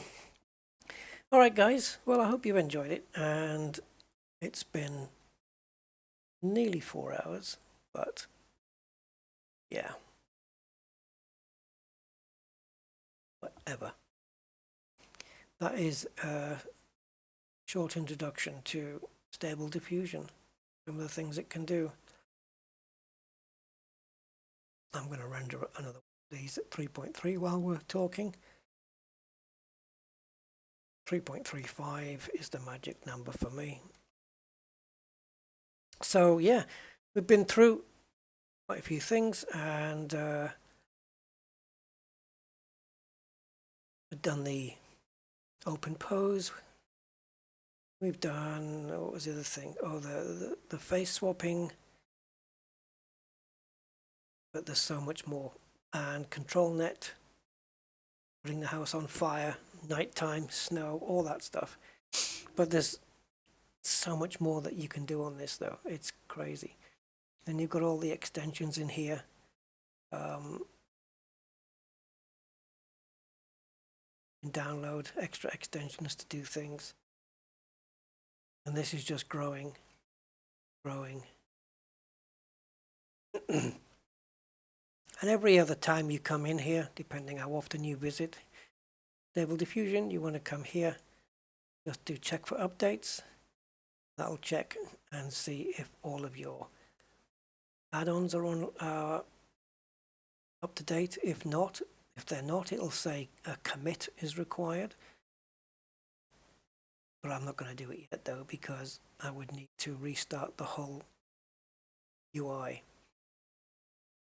I'm going to do that while it's rendering an Airwolf.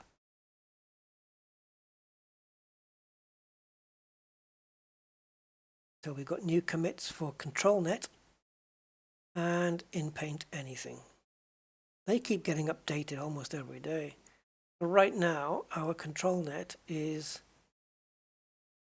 1.1.229, so we're going to have an update for that as soon as I start. It's done it.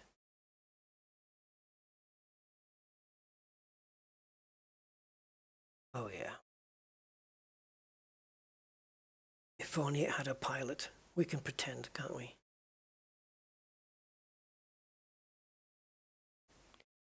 Cool. So I've got these all these images that we've done. They're all today. They all get saved. Okay, so we're just going to apply and restart. Okay, that's it, guys. Thank you so much, and thank you for being company. And if I've helped you learn anything, Jeff, and anybody else, so much the better. So, till then, I will bid you farewell. Bye.